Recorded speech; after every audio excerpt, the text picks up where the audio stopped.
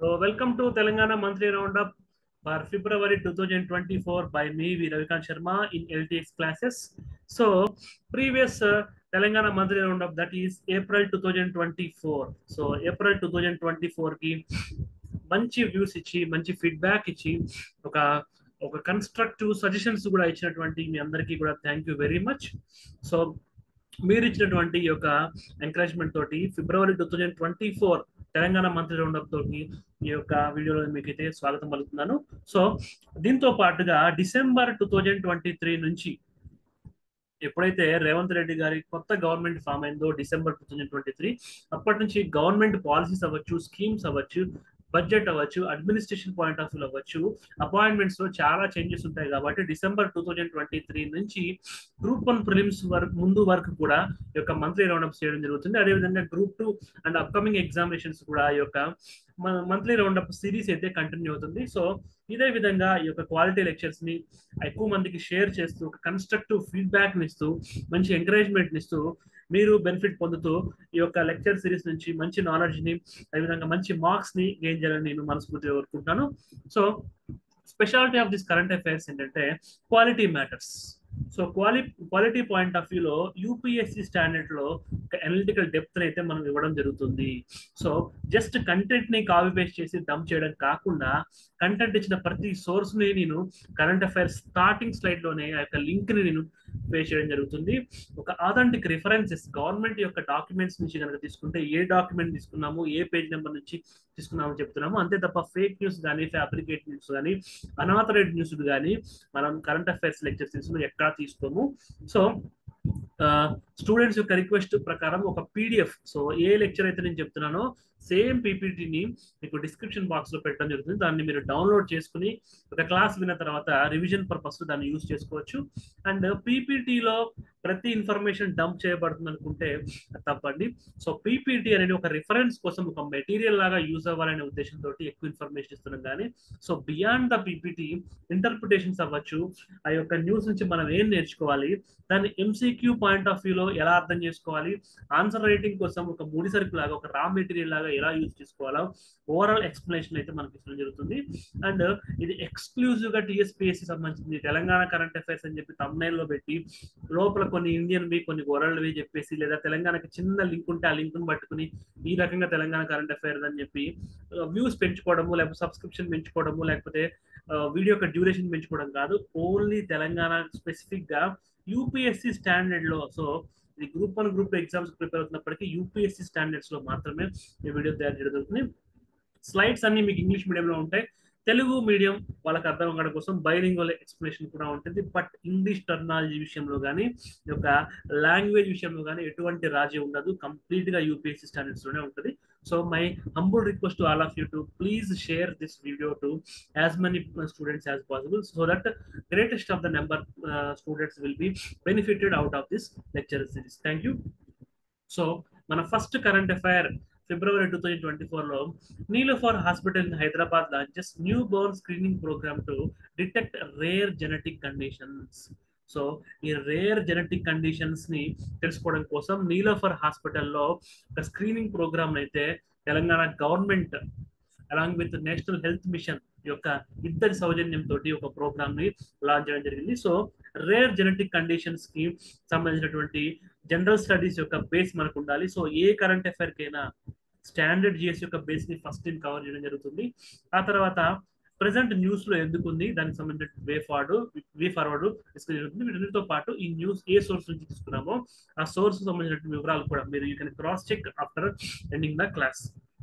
So మనం rare diseases అంటే ఏంటి అనేటువంటి విషయాన్ని మనం జిఎస్ పాయింట్ ఆఫ్ వ్యూ అర్థం చేసుకోవాలి. There are 6,000 to 8,000 classified rare diseases, but less than 5% have therapies available to treat them. So 6,000 నుంచి 8,000 రేర్ డిసీజెస్ అయితే ఉన్నాయి, కానీ ఒక 5% మాత్రమే వాటికి థెరపీస్ అవ్వచ్చు, ట్రీట్మెంట్ అయితే మనకు అందుబాటులో ఉంది. కాబట్టి ముందే వాటిని స్క్రీన్ చేసి పెట్టుకోవడం వల్ల ఫ్యూచర్ యొక్క హెల్త్ యొక్క నెసెసరీస్ అవ్వచ్చు, హెల్త్ నీడ్స్ అవ్వచ్చు, హెల్త్ ప్లానింగ్ అయితే ఒక మంచి స్కోప్ ఉంటుంది. సో వాటికి ఎగ్జాంపుల్స్ గా మనం లైసోసోమల్ స్టోరేజ్ డిసార్డర్స్ LSD అవ్వచ్చు, పాంపియో డిసీజ్ అవ్వచ్చు, సిస్టిక్ ఫైబ్రోసిస్ అవ్వచ్చు, ఇలా హీమోఫీలియా అవ్వచ్చు, ఇలాంటి డిసీజ్ ని వాటికి ఎగ్జాంపుల్ గా చెప్తాము.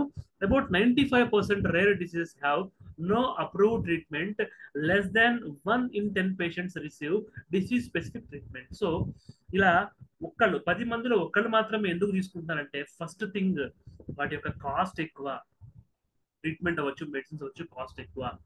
రెండోది, ఈవెన్ మన దగ్గర భరించే శక్తి ఉన్న, దాతలు ఉన్న, గవర్నమెంట్ సపోర్ట్ ఉన్న, దానికి సంబంధించినటువంటి హెల్త్ ఇన్ఫ్రాస్ట్రక్చర్ కొన్ని మన కంట్రీలో ఉండకపోవచ్చు, కొన్ని మన స్టేట్ లో ఉండకపోవచ్చు, లేదా కొన్ని మనకి దగ్గరలో. సో మనం మనకి యాక్సెసిబిలిటీ తక్కువగా ఉంటుంది. కాస్ట్ పాయింట్ ఆఫ్ వ్యూ అవ్వచ్చు, యాక్సెసిబిలిటీ అవ్వచ్చు. మూడోది data.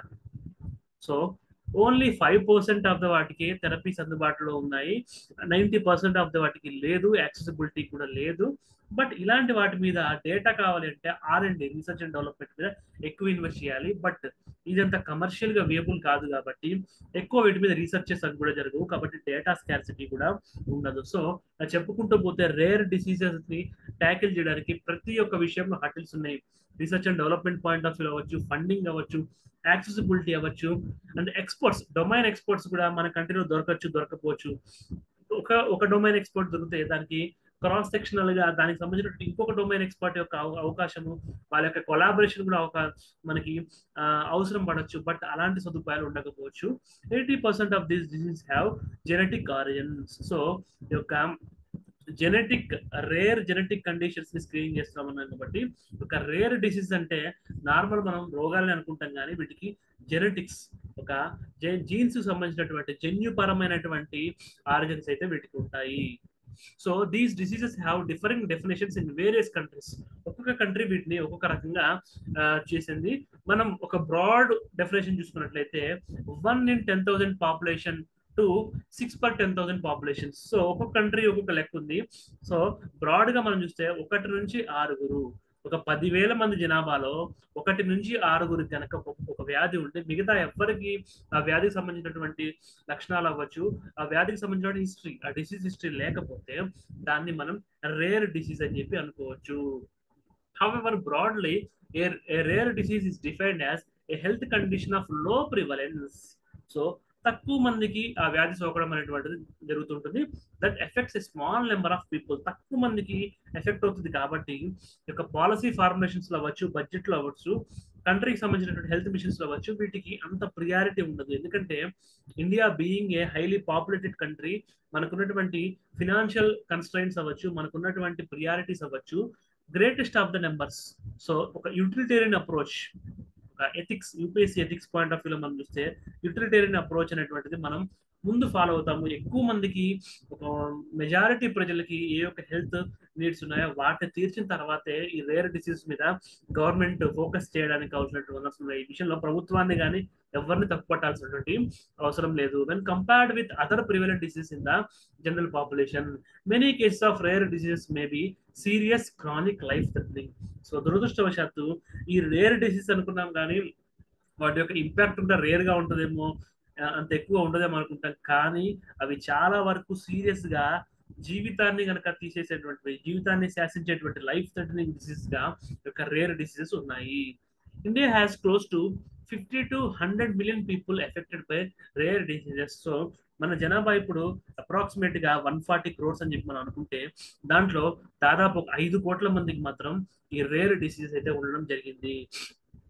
So almost 80% of this rare conditions patients are children. ఇంకో దురదృష్టవశాత్తు, సో మనం వాట్సాప్ స్టేటస్ లో అవ్వచ్చు, సోషల్ మీడియాలో అవ్వచ్చు, పలానా వ్యక్తికి పలానా డిసీజ్ ఉంది, కొంత డొనేట్ చేయడం చూస్తుంటాము. మోస్ట్లీ మనకి పిల్లలే కనిపిస్తూ ఉంటారు. సో ఈ యొక్క రేర్ డిసీజ్ అన్నిటికీ జెనెటిక్ ఆరిజిన్ ఉంటుంది. ఎక్కువగా చిల్డ్రనే వీటి యొక్క బారిన పడుతూ ఉంటారు 80%. అండ్ వీటి యొక్క ట్రీట్మెంట్ కాస్ట్ అవ్వచ్చు, యాక్సెసిబిలిటీ అవ్వచ్చు, డేటా అవ్వచ్చు, చాలా చాలా తక్కువ అవకాశాలు ఉన్నాయని చెప్పి మనం చెప్పుకోవచ్చు. సో ప్రస్తుతం మన కరెంట్ అఫైర్ విషయానికి వస్తే, Niloufer hospital in Hyderabad launches new born screening programme to detect rare genetic conditions. So new born children కి స్క్రీనింగ్ చేయడం వల్ల అవి డిటెక్ట్ అవుతే వాళ్ళ యొక్క ట్రీట్మెంట్ ని ప్లాన్ చేసుకోవడానికి కొంత అడ్వాన్స్ గా మనకి సమయం దొరికినట్టు అవుతుంది. Program is designed to detect so congenital hypothyroidism. So దీన్ని మనం ఎగ్జాంపుల్స్ లో చూసాము. ఈ యొక్క disease congenital hypothyroidism, congenital adrenal hyperplasia, glucose 6 phosphate dehydrogenase deficiency, so galactosemia. So ఈ రకరకాల డిసీజెస్, వీటిని మీరు డిస్క్రిప్షన్ లో పీడిఎఫ్ ని డౌన్లోడ్ చేసుకుని మళ్ళీ ఈ యొక్క డిసీజెస్ ని గుర్తుపెట్టుకోవాలి. ఎందుకంటే ఎగ్జామినేషన్ పాయింట్ ఆఫ్ వ్యూలో గ్లూకోజ్ 6 ఫాస్ఫేట్ డిహైడ్రోజినేస్ అనే దాన్ని రీసెంట్ గా న్యూస్ లో చూసాం, అదేంటి అని చెప్పి అడుగుతారు. సో ఒక గ్లూకోజ్ అవ్వచ్చు, ఒక షుగర్ అని ఒక ఆప్షన్ ఉండొచ్చు, లేదా అదొక ఫ్యూయల్ సో అని ఉండొచ్చు. లాస్ట్ ఆప్షన్ లో అదొక రేర్ డిసీజ్ అని చెప్పి ఉండొచ్చు.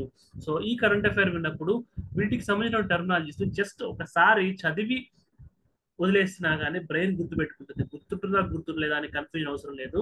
ఇలాంటి టర్మ్స్ జస్ట్ ఒకసారి చదివి గుర్తుపెట్టుకుంటే which of the following we usually see in news అని చెప్పేసి, న్యూస్ లో ఎక్కువగా మనకు కనిపించేటువంటి పేరు ఉంది, దేనికి సంబంధించింది? అదొక హెల్త్ డిజార్డరా, ఒక మందా, లేదంటే ఒక ఇన్వెన్షనా, లేదా ఒక రీసెర్చ్ పేపరా? ఇలా మనకి రకరకాల ఆప్షన్స్ ఇస్తారు. డెఫినెట్ గా మనం రేర్ డిసీజ్ అని చెప్పేసి చేసుకోవచ్చు. ఇలాంటి ఎంసీక్యూస్ ని అస్సలు మనం వదలకూడదు. The programme which was also implemented government medical college in Sangareddy. So దీనికంటే ముందు సంగారెడ్డిలో ఉన్నటువంటి గవర్నమెంట్ మెడికల్ కాలేజ్లో కూడా ఇటువంటి ఇనిషియేటివ్ తీసుకొచ్చారు. Was established based on pilot studies evaluating the incident rates of these disorders. So సంగారెడ్డిలో ఉన్నటువంటి మెడికల్ కాలేజ్ లో పైలట్ స్కేల్ బేసిస్, అంటే ఒక ట్రయల్ అండ్ ఎర్రర్ మెథడ్ లాగా అసలు ఈ స్క్రీనింగ్ ప్రోగ్రామ్ అనేటువంటి వర్కౌట్ అవుతుందా, ప్రాక్టికల్ గా వియబిలిటీ ఉందా అని తెలుసుకోవడానికి సంగారెడ్డి మెడికల్ కాలేజ్ లో చేశారు. సో దాంట్లో పాజిటివ్ రిజల్ట్స్ రావడం వల్ల ఒక ఫుల్ ఫ్లెడ్జ్డ్ ప్రోగ్రామ్ ని నీలోఫల్ హాస్పిటల్లో నేషనల్ హెల్త్ మిషన్ వారి యొక్క సౌజన్యంతో చేయడం జరిగింది, Telangana government health department. The identified disorders and their respective incident rates are as follows. So congenital hypothyroidism, ఇది 1 in every 811. సో 811 మందిలో ఒక్కలకు ఉంటుంది. సో ఈ యొక్క congenital adrenal hyperplasia 1 in every 2009 people. So 2009 మందిలో ఒక్కలకు ఉంటుంది. సో ఈ డిసీజ్ చూసుకుంటే 1475 మందిలో ఒక్కలకు ఉంటుంది. సో కొన్ని వందలలో కొన్ని వేలలో ఒక మందికి ఉంటుంది. సో యూనివర్సల్ గా మనం చూసుకున్న ఒక్కో కంట్రీలో ఒక్కో డెఫినేషన్ ఉంది. ఆన్ అండ్ యావరేజ్ 1 నుంచి 6 మందికి 10,000 మందిలో ఒక్కరికి లేదా 1 నుంచి 6 గనక ఒక వ్యాధి ఉంటే దాన్ని రేర్ డిసీజ్ అని చెప్పి యూనివర్సల్ గా యాక్సెప్ట్ చేసినటువంటి నంబర్ ఇది. వాటిలో 80% ఆఫ్ ద వాటికి ట్రీట్మెంట్ లేదు, అండ్ చిల్డ్రన్ కూడా 80% ఈ రేర్ డిసీజ్ బారిన పడుతున్నారు. సో ఇలాంటి పాయింట్స్. సో ఒక question, suppose what are the measures to be taken before making a policy for rare diseases అని చెప్పి ఒక క్వశ్చన్ వచ్చింది. రేర్ డిసీజెస్ కోసము రాష్ట్ర ప్రభుత్వం ఒక పాలసీని తీసుకురావాలంటే, లేదా కేంద్ర ప్రభుత్వం ఒక పాలసీ తీసుకురావాలంటే ఏ విషయాలను దృష్టిలో పెట్టుకోవాలి అని చెప్పి క్వశ్చన్ వచ్చినప్పుడు ఈ డేటా, దాని డెఫినేషన్ ఏంటి, ఎంతమందికి ఉంటుంది, వాటిలో చిల్డ్రన్ ఎవరు, సో ఈ డేటా ఇవ్వడం వల్ల టార్గెటెడ్ బెనిఫిషరీస్ ఎవరైతే ఉన్నారో వాళ్ళ కోసం మనం ఒక వే ఫార్వర్డ్ ఇవ్వచ్చు. ఎక్కువ మంది చిల్డ్రనే ఉన్నారు కాబట్టి నీలోఫర్ హాస్పిటల్ మోడల్ లేదా సంగారెడ్డి మెడికల్ కాలేజ్ మోడల్ ని రాష్ట్రం అంతా, దేశం అంతా, ప్రపంచం అంతా ఒక రోల్ మోడల్ లాగా తీసుకుని ముందుగానే స్క్రీనింగ్ చేయడం వల్ల చాలా ఎర్లీ స్టేజ్ లో డిటెక్ట్ అవుతుంది. దానివల్ల ఎక్కువ టైం అండ్ ఎనర్జీ సేవ్ అవుతాయి. సో ఇలాంటి పాయింట్స్ ని మనం రాయొచ్చు. యాక్సెసిబిలిటీని ఎట్లా పెంచాలి, ఫారెన్ కంట్రీస్ తో ఎలా కొలాబరేట్ చేసుకోవాలి, ఈ వివరాలన్నీ ఆటోమేటిక్ గా మనకి వచ్చేస్తూ ఉంటాయి. We believe that these disorders, if detected by a screening test, are treatable. So new born childs కి స్క్రీనింగ్ టెస్ట్ ద్వారా ఎర్లీ స్టేజ్ లోనే చూసినప్పుడు వాటిని ట్రీట్ చేయొచ్చు అని చెప్పేసి అక్కడ సూపరింటెండెంట్ ఉషారాణి గారు చెప్పడం జరిగింది. అది వ్యాధి ముదిరిన కొద్దీ మరింత క్రానిక్ గా, మరింత లైఫ్ థ్రెటనింగ్ గా మారేటువంటి అవకాశం ఉంటుంది. So since approximately 52% of the births in India అక్కర్ in public hospitals. So ఇది కూడా ఒక ఇంపార్టెంట్ స్టాటిస్టిక్స్. భారతదేశంలో 52% డెలివరీలు గవర్నమెంట్ హాస్పిటల్స్ లోనే లేదా గవర్నమెంట్ ఫండెడ్ హాస్పిటల్స్ లోనే జరుగుతున్నాయి. కాబట్టి ఈ యొక్క స్క్రీనింగ్ టెస్ట్లు కూడా అక్కడ అందుబాటులోకి తెస్తే 52% పుట్టబోయే పిల్లలకి ఈ యొక్క రేర్ డిసీజెస్ నుంచి మనం కాపాడుకోవడానికి అవకాశం ఉంటుంది. So heel prick test results in 5 to 7 days. ఈ యొక్క స్క్రీనింగ్ లో హీల్ ప్రిక్ టెస్ట్ అని చెప్పేసి వీళ్ళైతే వాడిన మెథడాలజీ ప్రకారం 5 నుంచి 7 రోజుల్లోనే రిజల్ట్. సో స్క్రీనింగ్ తర్వాత 5 నుంచి 7 రోజుల్లోనే వాళ్ళకి ఆ డిసీజ్ ఉందా లేదా అని చెప్పేసి మనం తెలుసుకుంటుంది. The screening process involves a heel prick test conducted with in 24 to 48 hours. So పిల్లోడు ఎప్పుడైతే పుడతాడో 1 నుంచి 2 రోజుల లోపులోనే ఈ యొక్క టెస్ట్ చేసినప్పుడైతే విత్ ఇన్ ద 1 వీక్ లో రిజల్ట్ వస్తుంది. ఆయనకి రేర్ డిసీజ్ ఏమన్నా ఉన్నాయా లేదా అలాంటప్పుడు మనం దానికి జాగ్రత్తలు తీసుకోవచ్చు. A blood sample is collected on a dried blood spot. So DBS card అనే ఒక కార్డు ఉంటుంది. దాంట్లో ఒక బ్లడ్ శాంపుల్ తీసుకుంటారు which is then sent to the Institute of Genetics and Hospitals for genetic disease in Begumpet. So ఈ యొక్క testing centre Niloufer హాస్పిటల్లో ఉంటే ఆ టెస్ట్ శాంపుల్ ఎనాలిసిస్ కూడా అగైన్ మనకి సిటీలోనే ఉంది, బేగంపేటలోనే ఉంది. సో అది హైదరాబాద్ యొక్క నగరం గొప్పదనం ఏంటంటే అన్ని సదుపాయాలు కూడా ఈ నగరంలోనే ఉంది. అందుకే బైఫర్కేషన్ అప్పుడు హైదరాబాద్ అనేది ఒక బోన్ ఆఫ్ కంటెన్షన్ ఇష్యూగా ఉండడం జరిగింది. The results typically take 5 days to a week and if a disorder is diagnosed, parents are notified for further confirmatory tests and subsequent procedures. So 1 నుంచి 2 రోజుల లోపల టెస్ట్ చేయాలి, వారం లోపల రిజల్ట్ వస్తుంది. వచ్చిన తర్వాత పేరెంట్స్ తోటి దానికి సంబంధించిన రిపోర్ట్స్ యొక్క analysis, future course of actions ని డాక్టర్స్ డిస్కస్ చేస్తారు. So Hyderabad, so Telangana economy point of వ్యూలో పాయింట్ చెప్తున్నాను. హైదరాబాద్ సిటీకి సెంట్రల్ గవర్నమెంట్ యొక్క స్మార్ట్ సిటీ సంబంధించినటువంటి 4 అవార్డ్స్ ఇస్తే 2022లో మెడికల్ టూరిజం పాయింట్ ఆఫ్ వ్యూలో యొక్క అపోలో హాస్పిటల్ కి అవార్డు రావడం జరిగింది. Medical tourism. సో యొక్క హైదరాబాద్, సో దేశం మొత్తం మీద సెంట్రల్ గవర్నమెంట్ అవ్వచ్చు, నీతి ఆయోగ్ అవ్వచ్చు, ఒక best cities, so smart cities point of వ్యూలో అవార్డ్స్ ఇస్తే 4 అవార్డ్స్ వచ్చాయి తెలంగాణ స్టేట్కి. అందులో హైదరాబాద్ సిటీకి, అందులో అపోలో హాస్పిటల్కి మెడికల్ టూరిజంలో అవార్డు రావడం జరిగింది. నిజంగా ఈ నీలోఫర్ హాస్పిటల్లో ఇలాంటి ఫెసిలిటీస్ అనేటువంటిది మళ్ళీ ఒక అప్డేటెడ్ ర్యాంకింగ్స్ లో 2024 అవ్వచ్చు, 25 అవ్వచ్చు, ఇంకొక అవార్డు గెలుచుకునేటువంటి అవకాశం అయితే ఉంది. అంత గొప్ప ఇనిషియేటివ్ గా మనం దీన్ని చూడాల్సిన అవకాశం ఉంది. So second current affair, very very interesting and very very positive thing actually. నమ్మ Yatri backer Juspay launches Mana Yatri in Hyderabad offers auto rickshaw and cab services. So ఈ నమ్మ యాత్రి అని చెప్పి బెంగళూరు, కర్ణాటక ఉన్నటువంటి బెంగళూరులో 0% కమిషన్. సో గిగ్ వర్కర్ల యొక్క జీవితం ఎంత దుర్భరంగా ఉంటుందంటే దాదాపు అరౌండ్, సో నాకున్న సమాచారం ప్రకారం ఒక 15 to 20% కమిషన్స్ ఓలా, ఊబర్ లేకపోతే ఇంకా అదర్ ప్లాట్ఫామ్స్ ర్యాపిడ్ అవ్వచ్చు వాళ్ళ దగ్గర నుంచి తీసుకుంటుంటాయి. బట్ ఈ నమ్మ యాత్రి అనేటువంటి యాప్ బెంగళూరుని విజిట్ చేసిన వాళ్ళు, బెంగళూరులో ఉన్న వాళ్ళకి ఐడియా ఉంటుంది.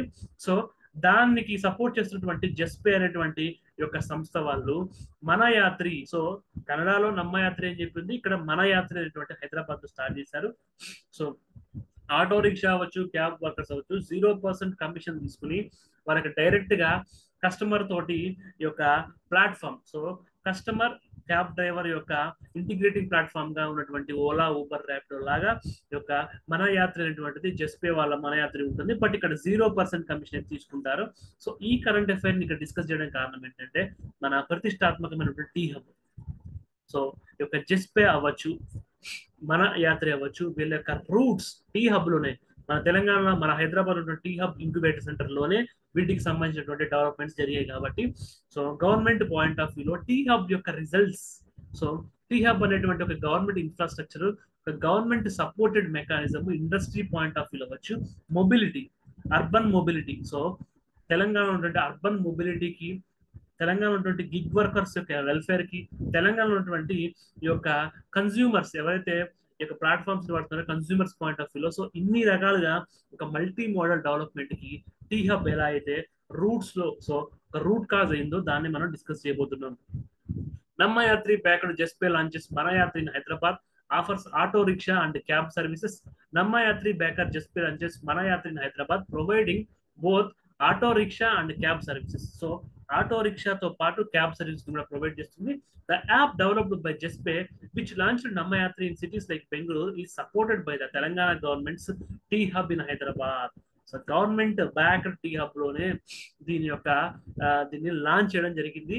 మన Yatri is built on the governments open network for digital commerce. So open network for digital commerce అనేటువంటి గవర్నమెంట్ యొక్క ప్లాట్ఫామ్ ని యూజ్ చేసుకుని, ఆ ప్రోటోకాల్స్ ని యూజ్ చేసుకుని 0% కమిషన్ తోటి ఈ యొక్క లాంచ్ చేయడం జరిగింది. సో ఈ యొక్క ఓఎన్డిసి సంబంధించినటువంటి వెబ్సైట్, సో డైరెక్ట్ గా ఓఎన్డిసి గవర్నమెంట్ యొక్క open network for digital commerce అనేటువంటి ఆ ప్లాట్ఫామ్ నుంచి ఈ న్యూస్ ని తీసుకోవడం జరిగింది.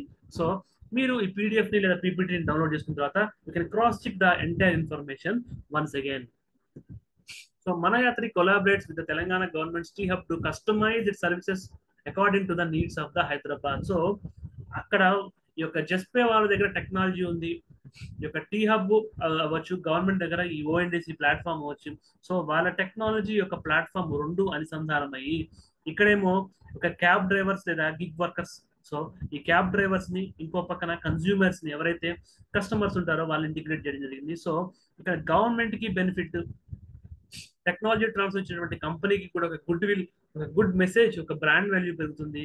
ఒక గవర్నమెంట్ పాయింట్ ఆఫ్ వ్యూలో కూడా పబ్లిక్ వెల్ఫేర్ కి, అర్బన్ మొబిలిటీకి వాళ్ళ యొక్క ఇనిషియేటివ్ తీసుకున్న వాళ్ళు అవుతారు. సో క్యాబ్ డ్రైవర్స్ కి అయితే దాదాపు చెప్పాను 30% వరకు కమిషన్స్ వెళ్తున్న రోజుల్లో ఒక బిగ్ రిలీఫ్ అని చెప్పి మనం చెప్పుకోవచ్చు. తెలంగాణలో ఒక మహాలక్ష్మి స్కీమ్ తర్వాత కొంతవరకు ఆటో డ్రైవర్స్ నుంచి ఒక నిరసన అయితే రావడం జరిగింది. బట్ ఇలాంటి ఇనిషియేటివ్ తీసుకురావడం వల్ల అగైన్ వాళ్ళు రీకంపెన్సేట్ అయ్యేటువంటి అవకాశం కొంతవరకు ఉంటుంది.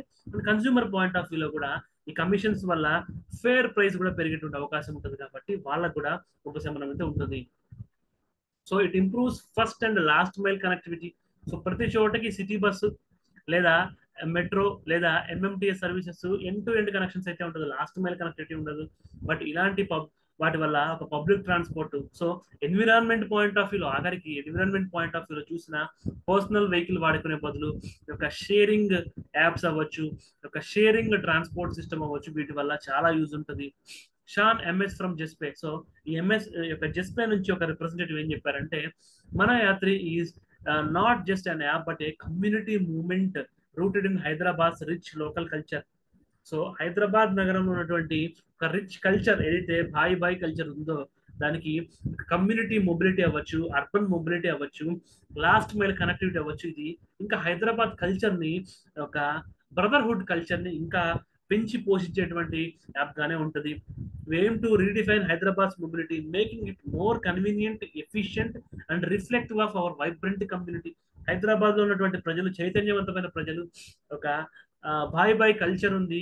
సో ఆ కల్చర్ ని లాస్ట్ మైల్ కనెక్టివిటీ అవ్వచ్చు, ఈ యొక్క పబ్లిక్ ట్రాన్స్పోర్టేషన్ సిస్టమ్ అవ్వచ్చు, ఒక 0% కమిషన్ అవ్వచ్చు, వీటన్నిటికీ మూల కారణమైనటువంటి టీ హబ్ అవ్వచ్చు, ఓఎన్డిసి అవ్వచ్చు, అన్ని విధాలుగా టెక్నాలజికల్ పాయింట్ ఆఫ్ వ్యూలో, ఎన్విరాన్మెంట్ పాయింట్ ఆఫ్ వ్యూలో, కల్చర్ పాయింట్ ఆఫ్ వ్యూలో, governance, urban mobility point of వ్యూలో, అన్ని విధాలుగా కూడా ఈ యొక్క కరెంట్ అఫైర్ ని మీరు ఆన్సర్ రైటింగ్ పాయింట్ ఆఫ్ వ్యూలో, ఎంసీక్యూలో, ఎస్ఏ పాయింట్ ఆఫ్ వ్యూలో కూడా యూజ్ అయ్యేటువంటి very very important current affair అని చెప్తున్నాను. సో థర్డ్ కరెంట్ అఫైర్ వచ్చేసి, Telangana government has decided to offer discount of 90% on the pending property tax collected by the civic bodies. So ఈ యొక్క property tax అంటే ఏంటి, సివిక్ బాడీస్ అంటే ఏంటి, మనం ఈ యొక్క కరెంట్ అఫైర్స్ నుంచి general studies point of view నేర్చుకోవచ్చు. అండ్ తెలంగాణ గవర్నమెంట్ సో ఏవైతే బకాయిలు ఉన్నాయో మార్చ్ 2023 వరకు, సో బకాయిల కింద చెల్లించినటువంటి వాటికి 90% ఆఫర్. అంటే మీ యొక్క ప్రాపర్టీ ట్యాక్స్ సపోజ్ 1000 రూపాయలు మీకు మనం కార్పొరేషన్ బకాయి ఉన్నాం అంటే 90% డిస్కౌంట్ పోతే మనం జస్ట్ 100 రూపీస్ పే చేయాలి. సో దీనివల్ల ఒక మున్సిపాలిటీ అవ్వచ్చు, అర్బన్ లోకల్ బాడీస్ కి బెనిఫిట్ ఏంటి అంటే, సో అసలు కంటే కొసలు మీరు, సో ఏం లేని దానికంటే ఎంతో కొంత వసూలైంది బెటర్ కాబట్టి, సో ఈ యొక్క అర్బన్ లోకల్ బాడీస్ యొక్క ఎక్స్చెక్కర్, వాళ్ళ యొక్క ఖజానా నిండడానికి అవకాశం ఉంటుంది. సో పీపుల్ పాయింట్ ఆఫ్ వ్యూలో, సో గవర్నమెంట్ కి ట్యాక్సెస్ పే చేయకుండా దొంగతనంగా లేదా ఎస్కేపిజం అనేటువంటిది పోతుంది. ఒక రెస్పాన్సిబుల్ సిటిజన్ లాగా ఎప్పుడైతే ట్యాక్స్ పే చేస్తారో మున్సిపాలిటీ అవ్వచ్చు, కార్పొరేషన్ ఆఫీస్కి వెళ్ళొచ్చు, రిప్రజెంటేటివ్స్ తో మాట్లాడచ్చు, ఫెసిలిటీస్ ని డిమాండ్ చేయొచ్చు. కాబట్టి పీపుల్ కూడా తప్పించుకుని తిరిగేటువంటి రోజులు పోతాయి. సో 90% రిబేట్ వచ్చినప్పుడు 10% పే చేయడం అనేటువంటిది పీపుల్ కి పెద్దగా బర్డెన్ ఉండదు. అండ్ మున్సిపాలిటీస్ పాయింట్ ఆఫ్ వ్యూలో ఎంతో కొంత, సో మున్సిపాలిటీస్ కి, అర్బన్ లోకల్ బాడీస్ కి మెయిన్ ప్రాబ్లం ఏంటంటే వాళ్ళకి ఫంక్షన్స్ ఉన్నాయి. 2 F'లు చూసుకుంటే, ఒక F ఫంక్షన్స్ అయితే మెండుగా ఉన్నాయి, ఎక్కువ ఉన్నాయి, బట్ ఫండ్స్ మాత్రం చాలా ప్రపోర్షనేట్లీ వెరీ వెరీ లో ఉన్నాయి. ఇలాంటి డిస్కౌంట్ స్కీమ్స్ వల్ల, సో ఈవెన్ 2020-21 సో కోవిడ్, ఆ తర్వాత ఫ్లడ్స్, ఆ టైంలో కూడా జిహెచ్ఎంసీ ప్రయోగమే చేసింది. సో 60%, 50% ఆఫ్ ఇచ్చినప్పుడు రికార్డు స్థాయిలో కలెక్షన్స్, సో ఇండియాలోనే కాదు ఏషియాలోనే రికార్డు స్థాయి ప్రాపర్టీ ట్యాక్స్ కలెక్షన్స్ జరగడం జరిగింది. సో అదే ప్రయోగాన్ని ఒక 3-4 years తర్వాత మళ్ళీ తెలంగాణ గవర్నమెంట్ చేస్తుంది. So property tax point of view చూస్తే sum of money that a land owner or property owner must pay to the local government or municipal corporation of his or area. So మనకి 74th constitutional amendments తర్వాత urban areas లో అయితే urban local bodies అంటే municipal corporations, జిహెచ్ఎంసీస్ వాటికి, rural areas లో అయితే గ్రామ పంచాయతీకి మనం ఆస్తి పన్ను లేదా ప్రాపర్టీ ట్యాక్స్ మనం కట్టడం జరుగుతుంది. ఈ ప్రాపర్టీ ట్యాక్స్ లోకే లైటనింగ్ ట్యాక్స్ అవ్వచ్చు, వాటర్ ట్యాక్స్ నీటి పన్ను అవ్వచ్చు, డ్రైనేజ్ ట్యాక్స్ ఇవన్నీ కూడా ప్రాపర్టీ ట్యాక్స్ కిందకే వస్తాయి. All tangible real estate property మీద ఒక మున్సిపల్ సో థర్డ్ టైర్ గవర్నెన్సీకి ట్యాక్సెస్ ని విధించేటువంటి అవకాశం ఉంది. సో ఇక్కడ ఇంకో డిస్కస్ చేయాల్సిన టాపిక్ ఏంటంటే, సో ఫంక్షన్స్ ఎక్కువ ఉన్నాయి, ఫండ్స్ తక్కువ ఉన్నాయని చెప్పాం కదా. ఒక ఈవెన్ స్టాఫ్ కూడా తక్కువ ఉండడము లేదా ఇంపోజింగ్ మెకానిజం స్టేట్ గవర్నమెంట్ కి సంబంధించినటువంటి సపోజ్ ఒక సబ్ రిజిస్టర్ ఆఫీస్ లో మనం స్టాంప్స్ సరిగా కొనకపోయినా, ఫీజు సరిగా ఇవ్వకపోయినా ఇమ్మీడియట్ గా యాక్షన్ తీసుకోవడము, ఆ చర్యను నిలిపివేయడం జరుగుతుంది. బట్ మున్సిపాలిటీస్ లో వీళ్ళ యొక్క లాస్ ని ఇంప్లిమెంట్ చేయడానికి స్టాఫ్ సరిగ్గా లేకపోవడం, ఎన్ఫోర్స్మెంట్ మెకానిజం లేకపోవడము, ఎవరైతే ఈ పనులు ఎగ్గొడుతున్నారో వాళ్ళ మీద స్ట్రిక్ట్ యాక్షన్స్ తీసుకోవడానికి స్కోప్ లేకపోవడం అనేటువంటి జరుగుతుంది. సో ఈవెన్ ఉన్నప్పటికీ పోలీస్ హెల్ప్ తీసుకున్నా, గవర్నమెంట్ నుంచి శాంక్షన్స్ పెట్టినా ఒక రిగ్రెసివ్ స్టెప్స్ అయితే అవుతున్నాయి కానీ ప్రజల నుంచి పాజిటివ్ రెస్పాన్స్ రావట్లేదు. అందుకే instead of taking stringent actions, power cut చేయడము, వాటర్ కట్ చేయడము, డ్రైనేజ్ కనెక్షన్ తీసేయడము, ప్రజల నుంచి తిరుగుబాటు తీసుకుని unnecessary law and order problems create చేసుకునే బదులు ఇలాంటి డిస్కౌంట్స్ ఇవ్వడం వల్ల ప్రజలు స్లోగా చైతన్యవంతులు అవుతారు, గవర్నెన్స్ లో పార్టిసిపేట్ అవుతారు. దట్స్ వై ఒక వండర్ఫుల్ గవర్నెన్స్ టిప్ ఏంటంటే, ఇన్స్టెడ్ ఆఫ్ పనిషింగ్, సో ప్రజల్ని పనిష్ చేసే బదులు వాళ్ళకి ఇన్సెంటివ్స్ ఇవ్వాలి. ఎప్పుడైతే ఇన్సెంటివ్స్ ప్రజలకు ఇస్తున్నామో వాళ్ళకి ప్రభుత్వం మీద సాఫ్ట్ కార్నర్ ఉంటుంది, వాళ్ళు గవర్నెన్స్ లో పార్టిసిపేట్ అవుతారు. ఈ థియరీకి పర్ఫెక్ట్ ఎగ్జాంపుల్ గా తెలంగాణ గవర్నమెంట్ బడ్జెట్ మనం తీసుకోవచ్చు. సో ఈ ప్రాపర్టీ ట్యాక్స్ అనేటువంటిది ప్రాపర్టీ ఏరియా అంటే మన బిల్డింగ్ అంటే బిల్డింగ్ ఏరియా, దాని సైజ్ అది G+1 G+2 and similar parameters. So ఇంకా రకరకాల ఏరియా స్పెసిఫిక్ గా ఉంటాయి. ఒక్కొక్క ఏరియాలో మైదాన ప్రాంతంలో ఒక రక, కొండ ప్రాంతంలో ఒకలాగా, ట్రైబల్ ఏరియాస్ లో ఒకలాగా. సో ఏరియాని బట్టి మారుతుంటాయి. జనరల్ గా ఏరియా ఆ ప్రాపర్టీ యొక్క సైజ్ ని బట్టి ప్రాపర్టీ ట్యాక్స్ ఇస్తుంటారు. The amount so collected is mainly utilised for, so ఈ పన్నులు అగైన్ మన కోసం, మన రోడ్లు రిపేర్ చేయడం కోసము, మన స్కూల్స్ కట్టడం కోసం, బిల్డింగ్స్ శానిటేషన్ కోసం. సో సిటీస్ లో మనకు వినిపించే మాట ఏంటంటే, మేము ట్యాక్స్ కట్టము, రోడ్లు ఏం బాగాలేవు, స్కూల్స్ బాగాలేవు, డ్రైనేజ్ బాగాలేవు అంటారు. అండ్ మున్సిపల్ అడ్మినిస్ట్రేషన్ కూడా ఏం చెప్తారంటే, ప్రజలు అసలు ట్యాక్స్ కట్టరు, ట్యాక్స్ కట్టినప్పుడు రోడ్ల రిపేర్ కి, కన్స్ట్రక్షన్ కి, బిల్డింగ్స్ కి స్టేట్ గవర్నమెంట్ నుంచి ఫండ్ రావడానికి మాకు టైం పడుతుంది, డైరెక్ట్ ఫండ్ అవైలబుల్ లో ఉంటే డైరెక్ట్ గా మేము వర్క్ చేస్తాము.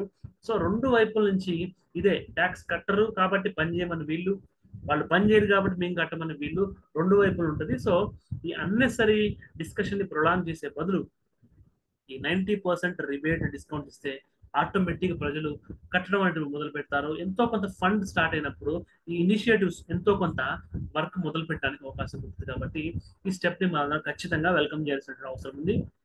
So Telangana government has decided to offer 90% on pending property tax collected by civic bodies. So ఈ యొక్క 2022-23 ఫిజికల్ ఇయర్స్ లో ఎవరైతే ఈ పన్నులు కట్టకుండా interest rates, so accumulated interest ఉంటుందో వాళ్ళకి ఈ 90% రిబేట్ ఉంటుంది. బట్ మీకు డౌట్ రావచ్చు, సార్ మరి కట్టిన వాళ్ళ పరిస్థితి ఏంటి, వాళ్ళకి పనిష్మెంటా, వీళ్ళు ఇక్కడ 90% రిబేట్ తో కడుతున్నారు, ఆల్రెడీ కట్టిన వాళ్ళు 100% కట్టారు, సో మరి వాళ్ళకి ఇది పనిష్మెంట్ అంటే కాదు. సో వాళ్ళకి అప్కమింగ్ ఇయర్స్ అవ్వచ్చు, అప్కమింగ్ మంత్స్ అవ్వచ్చు, ఎందుకంటే కొన్ని మున్సిపాలిటీస్ లో ఇయర్లీ వన్స్, కొన్ని మున్సిపాలిటీస్ లో 6 months కోసం ఇస్తారు. సో ఎవరైతే మొత్తం కట్టారో వాళ్ళకి అప్కమింగ్ పేమెంట్స్ లో ఈ 90% ఇంట్రెస్ట్ అనేది అడ్జస్ట్ చేస్తారు. ఈ యొక్క రిబేట్, ఈ యొక్క డిస్కౌంట్ ఏదైతే ఉందో అప్కమింగ్ పేమెంట్స్ లో వాళ్ళకి డిస్కౌంట్ ఉంటుంది. సో ఇది వన్ టైం స్కీము, అంటే ఆ యొక్క టైం లిమిట్ లోపల ఎవరైతే పే చేస్తారో వాళ్ళకి మాత్రం ఒక్కసారే ఇస్తారు, రిపీటెడ్ గా ఉండదు. సో దీంట్లో ఇంట్రెస్ట్, ఈ యొక్క పెనాల్టీస్ ఇవన్నీ కలుపుకొని మార్చి 2023 వరకు ఏవైతే పెండింగ్ బకాయిలు ఉన్నాయో వాళ్ళకి మాత్రం అమలవుతుంది. ఆ లోపల 100% పే చేసిన వాళ్ళకి 90% ఇంట్రెస్ట్ అప్కమింగ్ ఫ్యూచర్ పేమెంట్స్ లో అడ్జస్ట్ చేస్తారు. కాబట్టి కట్టిన వాళ్ళు ఎవరు కంగారు పడాల్సిన అవసరం లేదు. దీనికి సంబంధించినటువంటి మిగతా డేటాస్ ఈ లింక్ ని యాక్సెస్ చేయడం ద్వారా మీకు దొరుకుతాయి. సో యొక్క జిహెచ్ఎంసీ పరిధిలోనే మనం చూసుకుంటే ఇలాంటి స్కీమ్స్ ఎందుకు వచ్చాయంటే, ఒక 5 లక్షల మంది డిఫాల్టర్స్ ఉన్నారు. సో వీళ్ళకి సమ్మన్స్ ఇస్తారు, ఆర్డర్స్ ఇస్తారు, అయినప్పటికీ ఎలాంటి మార్పు లేదు. Approximately 4.95 lakh property owners have earlier amounts to 4,522 crores inclusive of 1,887 crore in principal arrears and interest. So మనకి 1,800 కోట్లు మనకి అసలు ఉంటే ఇంట్రెస్ట్లే మనకి దాదాపు మనకి 2,600 కోట్లు అసలు కంటే వడ్డీ ఎక్కువ ఉంది. జిహెచ్ఎంసీ లిమిట్ లో 5 లక్షల కోట్ల రూపాయల అప్పు అయితే ఉంది. బకాయిలు అయితే వీళ్ళు వినియోగదారులు చెల్లించాల్సిన అవసరం ఉంది మున్సిపాలిటీస్ కి. సో వీటన్నిటిని ఓవర్కమ్ చేయడం కోసం ఇలాంటి స్కీమ్స్ ని గవర్నమెంట్ తీసుకొస్తా ఉంటుంది. So next fourth current affair ఏంటంటే bio Asia conference 2024. So last year లాగానే బయో ఏషియా కాన్ఫరెన్స్ కూడా మళ్ళీ మన దగ్గర జరగడం జరిగింది. సో ఇతను ఆ యొక్క బయో ఏషియా కాన్ఫరెన్స్ లో జీనోమ్ వ్యాలీ ఎక్సలెన్స్ అవార్డు వచ్చినటువంటి ప్రొఫెసర్. సో ఈ ప్రొఫెసర్ యొక్క కాంట్రిబ్యూషన్, వీరి యొక్క వివరాలతో పాటు బయో ఏషియా కాన్ఫరెన్స్ లో సీఎం రేవంత్ రెడ్డి గారు ఇచ్చినటువంటి అనౌన్స్మెంట్స్, అదేవిధంగా ఐటీ మినిస్టర్ శ్రీధర్ బాబు గారు ఇచ్చినటువంటి ప్రామిసెస్. సో ఈ యొక్క బయోటెక్నాలజీ పాయింట్ ఆఫ్ వ్యూలో తెలంగాణ ప్రెసెంట్ ఏంటి, పాస్ట్ ఏంటి, ఫ్యూచర్ ఏంటి అనేటువంటి వాటికి సంబంధించిన ఇంపార్టెంట్ అప్డేట్స్ అయితే అప్కమింగ్ స్లైడ్లో ఇస్తాను. సో హైదరాబాద్ లో బయో ఏషియా 2024 సమ్మిట్ మనకి ఫిబ్రవరి మంత్ లో జరిగింది. So genome valley will be setup on 300 acres of land with an investment of 2,000 crores. So 300 ఎకరాల్లో 2,000 కోట్ల యొక్క ఇన్వెస్ట్మెంట్ తోటి ఒక జీనోమ్ వ్యాలీ పెట్టడం జరుగుతుంది మన యొక్క హైదరాబాద్ పరిసర ప్రాంతాల్లో. Revanth said that the government has identified clusters for greenfield integrated pharma villages. So మనం ఎప్పుడైనా ఈ pharma parks, textile parks, IT parks అని చూసాము. బట్ ఇప్పుడు టర్మినాలజీ మారి ఇంటిగ్రేటెడ్ ఫార్మా విలేజెస్, ఎందుకంటే హైదరాబాద్ సిటీ కాకుండా ఈ యొక్క వికారాబాద్, మెదక్, నల్గొండ అయినా second tyre, third tyre cities, towns లోకి వీటిని ఎక్స్పాండ్, ఒక క్లస్టర్ మోడల్స్ ని ఎక్స్పాండ్ చేయడం జరుగుతుంది. అందుకే ఇంటిగ్రేటెడ్ ఫార్మా విలేజెస్ అంటాము. అన్ని ఫెసిలిటీస్ ని ఒక ఇంటిగ్రేటెడ్ సర్క్యూట్ రూపంలో ఈ యొక్క వికారాబాద్, మెదక్, నల్గొండ ప్రాంతాలకి తీసుకెళ్ళడం జరుగుతుంది. The 3 pharma villages are part of the 10 such facilities that the state government intends to establish with an estimated investment of Rs 1 lakh crore. So ఇలాంటివి ఒక 10 ఫెసిలిటీస్ ని ఒక 1,00,000 కోట్ల, ఒక 1 lakh crore యొక్క ఇన్వెస్ట్మెంట్ తోటి పెట్టడం జరుగుతుంది. ఈ జీనోమ్ వ్యాలీ అనేటువంటి ప్రోగ్రామ్ కూడా దీంట్లో ఒక పార్ట్ గా మనం చూడొచ్చు. ఇలాంటి యొక్క 10 సచ్ ఫెసిలిటీస్ అయితే ఈ యొక్క ఫార్మా విలేజెస్ మనం ఏవి చూసామో రావడం జరుగుతుంది. సో ఇదే విధంగా దావోస్ లో జరిగినటువంటి ఒక డిసెంబర్ లో మనకి జరిగినటువంటి దాంట్లో 40,232 కోట్ల యొక్క ఇన్వెస్ట్మెంట్స్ రావడం జరిగిందని మనం వింటున్నాము. ఇదే విధంగా ఈ యొక్క బయో ఏషియా యొక్క సెమినార్ యొక్క కాన్ఫరెన్స్ అవ్వచ్చు, ఈ యొక్క జీనోమ్ వ్యాలీకి సంబంధించిన ప్రపోజల్స్ అవ్వచ్చు, మరిన్ని వేల కోట్ల పెట్టుబడులతో పాటు ఒక 5 లక్షల, సో 5 lakh న్యూ జాబ్స్ ని కూడా తీసుకురావడం జరుగుతుంది. మార్చ్ కరెంట్ అఫైర్స్ లో కూడా దీనికి సంబంధించినటువంటి కొంత పార్ట్ డిస్కస్ చేశాము. దానికి ముందు జరిగినటువంటి దాన్ని ఒక ఫిబ్రవరి కరెంట్ అఫైర్స్ లో డిస్కస్ చేస్తున్నాము. So new life sciences policy in the pipeline. So IT minister Sridhar Babu garu చెప్పినట్టుగానే ఒక న్యూ లైఫ్ సైన్సెస్ సంబంధించినటువంటి పాలసీ. సో బడ్జెట్ లో న్యూ ఇండస్ట్రియల్ పాలసీ తీసుకొస్తామని చెప్పి ఫినాన్స్ మినిస్టర్ బట్టి విక్రమార్క గారు చెప్పారు. న్యూ లైఫ్ సైన్స్ పాలసీ కూడా తీసుకొస్తామని ఒక ఐటీ మినిస్టర్ చెప్పారు. ఇలా న్యూ పాలసీస్ తేయడం వల్ల contemporary needs, contemporary industrial needs కి అనుగుణంగా మన రాష్ట్రంలో ఇన్ఫ్రాస్ట్రక్చర్ అంటే మౌలిక సదుపాయాల్ని అప్గ్రేడేషన్ చేయడం అవ్వచ్చు, జాబ్ క్రియేషన్ యొక్క డిమాండ్ సరికొత్త డేటాతో సరిపోల్చుకుని ఆ జాబ్ క్రియేషన్ క్రియేట్ చేయడం అవ్వచ్చు, ఇంటర్నేషనల్ కొలాబరేషన్స్ కూడా జరుగుతాయి.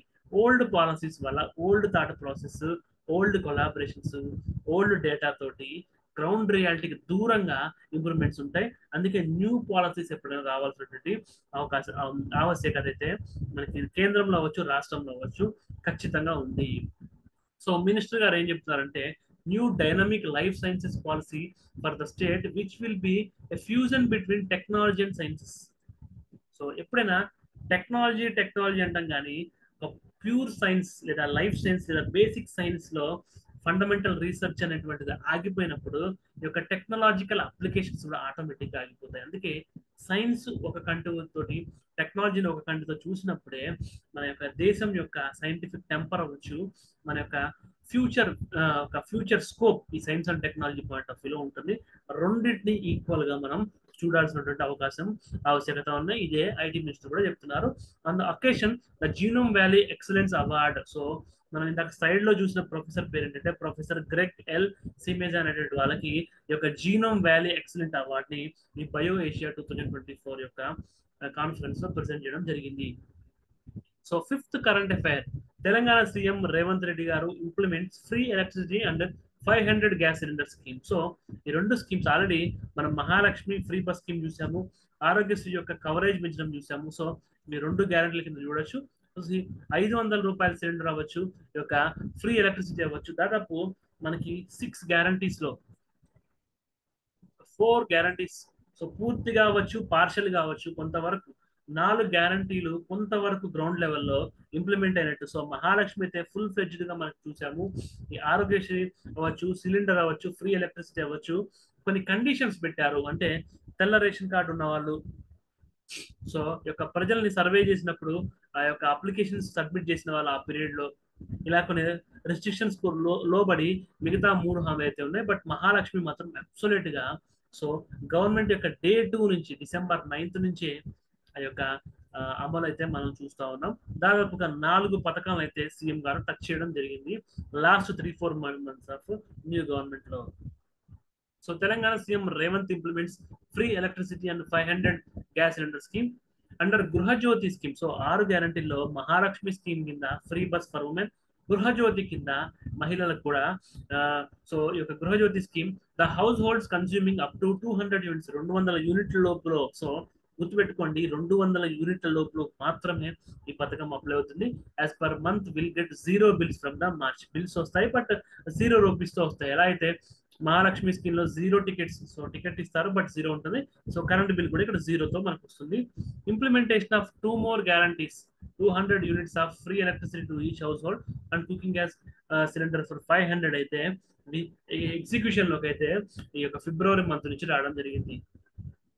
So according to government order, ఒక జీవో ప్రకారం ఏంటంటే only those white ration card house holders who have applied the scheme during the Prajapalana programme. So మనం డిసెంబర్, జనవరి ఆ యొక్క స్లాట్స్ లో ప్రజాపాలన వీక్స్ అయితే జరిగింది. పెద్ద ఎత్తున అప్లికేషన్స్, సో ఒక 1 time అప్లికేషన్ అయితే మనకి ప్రింటెడ్ అప్లికేషన్ మనం చూసాము. వాటికి కొన్ని proofs, ration card, Aadhaar card అనేది ప్రూఫ్ లేకపోయినా ఒక అటెస్టేషన్ సంబంధించిన అధికారి దగ్గర నుంచి అటెస్టేషన్ తీసుకున్నారు. ఎవరైతే వాళ్ళు అప్లై చేసుకోవడం ఒకటి, వైట్ రేషన్ కార్డు ఒకటి, ఈ 2 ఉంటే మాత్రమే ఇవి అమల్లోకి వస్తాయి. They should have an active domestic LPG connection in their name. ఈ 500 రూపాయల సిలిండర్ ఉండాలి అంటే ఎవరైతే మహిళ ఉన్నారో ఈ ప్రజాపాలనప్పుడు అప్లికేషన్ పెట్టుకుంటారో వాళ్ళ పేరు మీద, సో వైట్ రేషన్ కార్డు ప్రజాపాలన అప్లికేషన్ తో పాటు వాళ్ళకి వాళ్ళ పేరు మీద ఆన్ దర్ ఓన్ నేమ్ వాళ్ళకు ఒక ఎల్పిజి కనెక్షన్ ఉండాలి. The LPG cylinders which can be available by consumers will be limited to average of their last 3 years of consumption of cylinders. Last 3 సంవత్సరాల్లో సపోజ్ మీరు నెలకి 2 సిలిండర్లు వాడుతున్నారు అనుకోండి, ఈ యొక్క 500 రూపాయల సిలిండర్స్ కూడా దాని యావరేజ్ కన్సంప్షన్ కంటే తక్కువకి ఇస్తారు. 2 కంటే ఎక్కువ సిలిండర్స్ ఇవ్వరు. నేను ఒక లెక్క కోసం చెప్పాను, సబ్జెక్ట్ టు కరెక్షన్, ఎందుకంటే గవర్నమెంట్ మాక్సిమం మినిమం లిమిట్స్ పెడతా ఉంటుంది. సో మనకి ఒక రఫ్ గా లెక్క ఏంటంటే గత 3 సంవత్సరాల్లో ప్రతి నెల మనం ఎన్ని సిలిండర్లు తీసుకున్నాము అనే, ఎందుకంటే సో ఒక ఇంటికి ఒక సిలిండర్ తీసుకునే వాళ్ళు పక్కింటి వాళ్ళకి ఈ యొక్క స్కీము ఎలిజిబిలిటీ లేదనుకుందాం, వాళ్ళు మాకు కూడా ఒక సిలిండర్ తీసుకోండి, ఇటు పక్కన వాళ్ళు మాకు ఒక సిలిండర్ తీసుకోండి, మొత్తం ఒక 10 సిలిండర్లు వీళ్ళు గవర్నమెంట్కి ఆర్డర్ పెట్టుకుని వాళ్ళకి 700 రూపాయలు కావడం, ఒక 200 కమిషన్ తీసుకోవడం. సో ఇలా స్కీమ్ మిస్యూజ్ అయ్యేటువంటి అవకాశం ఉంది. అందుకే 3 సంవత్సరాల్లో పర్ మంత్ ఎంత యావరేజ్ కన్సంప్షన్ ఉందో అంత మాత్రమే ఇవ్వడం జరుగుతుంది. The state government will transfer the required amount to advance to oil marketing companies monthly basis. So ప్రజలకి ఆ 500 ఇవ్వకుండా డైరెక్ట్ కంపెనీస్ కి ఇస్తారు. సో వాళ్ళ నుంచి OMCs will transfer the subsidy amount by direct beneficiary transfer to the beneficiaries. So ఈ OMCs oil manufacturing companies ఎవరైతే ఉన్నారో వాళ్ళు బెనిఫిషరీస్ కి ఆ డబ్బుల్ని ఇవ్వడం జరుగుతుంది. అంటే ఆ సర్ప్లస్ అమౌంట్ ఏదైతే ఉంటుందో దాన్ని ఆ డీబీటీ కింద వాళ్ళు ట్రాన్స్ఫర్ చేస్తుంది. గవర్నమెంట్ నుంచి అమౌంట్ వస్తుంది, 500 రూపీస్ మాత్రమే కన్స్యూమర్ పే చేస్తాడు, మిగతా సర్ప్లస్ అమౌంట్ గవర్నమెంట్ సబ్సిడీ ఇవ్వడం జరుగుతుంది ఓఎంసీస్ కి. ఇది mechanism. So on December 9th, government launched the scheme to provide free travel facility for women in TSRTC buses and enhance coverage under Rajiv Aarogyasri. Rajiv Aarogyasri కింద 5 లక్షలు ఉంటే ఆ కవరేజ్ ని 10 లక్షలకి పెంచింది. అదేవిధంగా ఈ యొక్క మహాలక్ష్మి స్కీమ్ కింద కవరేజ్ అయితే ఆటోమేటిక్ గా మనకు ఉండనే ఉంది. సో ఈ గృహజ్యోతి ప్రతి కుటుంబానికి 200 ఉచిత యూనిట్ల విద్యుత్ ఇది ఫిబ్రవరిలో స్టార్ట్ అయింది. రైతు భరోసా, సో ఇప్పుడు అంటే ఈ May month, so April month నుంచి మే మంత్ నుంచి వస్తుందని చెప్పి న్యూస్ వస్తుంది. బట్ ఈ వీడియో చేసే టైం ఏంటంటే అంటే ఫిబ్రవరి మంత్ పాయింట్ ఆఫ్ వ్యూలో అది లేదు. సో ఇప్పుడు మార్చి ఏప్రిల్ నుంచి ఈ స్కీమ్ కూడా అమలైంది. అండ్ చేయూత ఇదైతే మనకి సో చేయూత, యువ వికాసం and Rythu Bharosa point of వ్యూలో కొంతవరకు ఒక స్లోనెస్ ఉందని చెప్పుకోవచ్చు. మహాలక్ష్మి 100% ఇది అమలైంది. సో ఈ యొక్క 500 రూపాయలకి ఉచిత గ్యాస్ సిలిండర్ ఈ హామీ అయితే అమలవుతుంది. కానీ ఇక నెలకి 2500 అనేటువంటి ఇంకా న్యూస్లు అయితే మనం చూడలేదు. ఇందిరమ్మ ఇల్లు లేని వారికి ఇంటి స్థలము 5 లక్షల రూపాయలు, ఉద్యమకాలకి 250 చదువు గజాలు. సో ఈ హామీ కూడా అమలు చేయాల్సిన అవసరం ఉంది. సో గవర్నమెంట్ ఏర్పడి 4 నెలలు అయింది కాబట్టి ఒక్కొక్క హామీని స్లోగా అమలు చేసుకుంటూ వెళ్తున్నట్టు మనకైతే అనిపిస్తుంది. సో 6th కరెంట్ అఫైర్ ఏంటంటే national Dam Safety authority NDSC ఏదైతే ఉందో ఇది అన్నారం మరియు మేడిగడ్డ యొక్క ప్రాజెక్ట్స్ ని అయితే విజిట్ చేయడం జరిగింది. So national Dam Safety authority point of వ్యూలో మనం చూసుకున్నట్లయితే వీళ్ళు government irrigation minister Uttam Kumar Reddy గారు ఒక లేఖ రాయడం జరిగింది. అన్నారం మేడిగడ్డ ప్రాజెక్ట్స్ కుంగడము అండ్ ఇప్పుడు సమ్మర్ లో వాటర్ స్కార్సిటీ ఉండము, ఈ యొక్క ప్రాజెక్ట్స్ లో రికార్డ్ లో వాటర్ స్టోరేజ్ ఉండము. సో ఇలాంటి మల్టిపుల్ థింగ్స్ ఉన్నాయి. సో ప్రీవియస్ గవర్నమెంట్ వాళ్ళ టైంలో ఇర్రెగ్యులారిటీస్ జరిగాయి కాబట్టి వాళ్ళ దాన్ని మనం ఎందుకు చూసుకోవడం అని చెప్పేసి గవర్నమెంట్ కూడా భావించుండొచ్చు. అందుకే ట్రాన్స్పరెన్సీ కోసం ఒక సెంట్రల్ గవర్నమెంట్ టీమ్ తోటి ఎంక్వైరీ చేస్తే బాగుంటుందని చెప్పేసి ఇరిగేషన్ మినిస్టర్ రాయారు. Anyhow we should welcome this step. ఎందుకంటే ఒక ప్రాపర్ ఎంక్వైరీ జరిగినప్పుడు ఎక్కడెక్కడ ల్యాబ్సెస్ జరిగాయో ఎవరైతే దాంట్లో ఇన్వాల్వ్ వాళ్ళని పనిష్ చేయడంతో పాటు ఫ్యూచర్ లో డ్యామ్ సేఫ్టీకి సంబంధించినటువంటిది, ఎందుకంటే డ్యామ్ సేఫ్టీ అనేటువంటిది ఇరిగేషన్ కోసమో డ్రింకింగ్ వాటర్ కోసమో కాదు. డ్యామ్ సేఫ్టీ సరిగ్గా లేకపోతే అవి కొలాప్స్ అయితే కొన్ని వందల గ్రామాల నీట మునుగుతాయి, కొన్ని వేల మంది, కొన్ని లక్షల మంది నిరాశలు అవుతారు. కాబట్టి ఈ విషయంలో పార్టీలకు అతీతంగా, గవర్నమెంట్స్ అతీతంగా ఒక ఇండిపెండెంట్ బాడీస్ స్క్రూటినీ చేసి రికమెండేషన్స్ ని ఇవ్వాల్సినటువంటి అవసరం ఉంది. So what are the highlighted initiatives for dam safety water resources management in India? So మనం ఈ NDSA మేడిగడ్డని విజిట్ చేసింది అన్న న్యూస్ ని పక్కన పెడితే డ్యామ్ సేఫ్టీకి సంబంధించినటువంటి రూల్స్ ఇండియాలో ఏమున్నాయి, అసలు NDSA ఏంటి, NDSA ఎందుకు మేడిగడ్డ అన్న విజిట్ చేసింది, ఏ అథారిటీ మీద విజిట్ చేసింది, ఇలాంటివన్నీ తెలుసుకోవాలంటే స్టాండర్డ్ GS పాయింట్ ఆఫ్ వ్యూలో మనకి నాలెడ్జ్ ఉండాలి. సో 2021లో వచ్చినటువంటి డ్యామ్ సేఫ్టీ యాక్ట్ ప్రకారం regulatory framework enactment of dam safety act 2021 by union government. So 2019 ఆ ప్రాంతంలోనే డ్యామ్ సేఫ్టీ బిల్ కి సంబంధించిన డిస్కషన్స్ గ్రౌండ్ వర్క్ అయితే చేశారు. బట్ ఫైనల్ గా 2021లో అయితే అమల్లోకి వచ్చింది. సో ఈ యొక్క dam safety act proper surveillance, ఒక డ్యామ్స్ మీద ఒక నిఘా పెట్టడము, ఇన్స్పెక్షన్ వాటి తనిఖీ చేయడము, ఆపరేషన్ వాటి యొక్క పని తీరు ఎలా ఉంది అండ్ మెయింటెనెన్స్ వాటి యొక్క నిర్వహణ ఎట్లా ఉంది స్పెసిఫిక్ డ్యామ్. సో డ్యామ్స్ ఒక స్ట్రాటజిక్ ఇంపార్టెన్స్ తో ఉంటాయి. సరిహద్దుల్లో ఉన్నవచ్చు, బోర్డర్స్ లో ఉన్నవచ్చు, ట్రైబల్ పాపులేషన్ ఉన్నవచ్చు, ఒక స్పెసిఫిక్ జాగ్రఫికల్ లొకేషన్స్ లో ఉన్నటువంటి ఒక స్పెసిఫిక్ డ్యామ్స్ పట్ల ఒక సర్వీలెన్స్ అయితే సెంట్రల్ గవర్నమెంట్ NDSA ద్వారా చేస్తుంటది.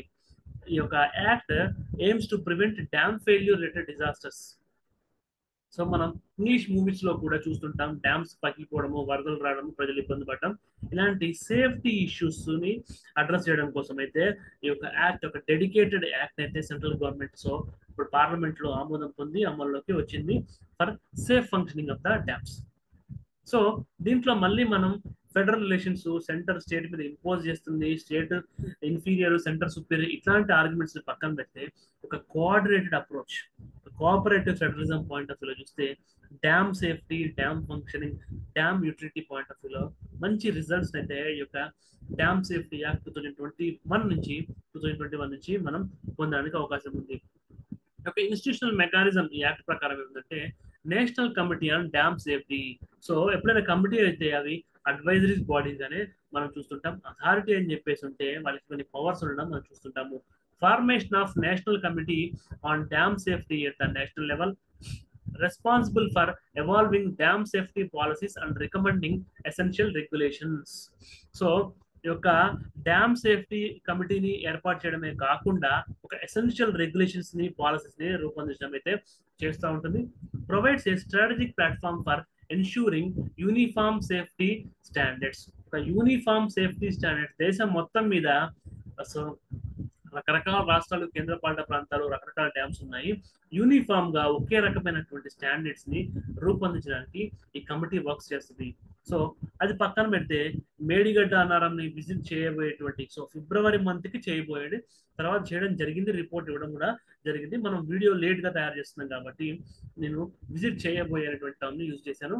నేషనల్ డ్యామ్ సేఫ్టీ అథారిటీ ఈ యొక్క మేడిగడ్డ అన్నారంని విజిట్ చేయబోతున్నాయి.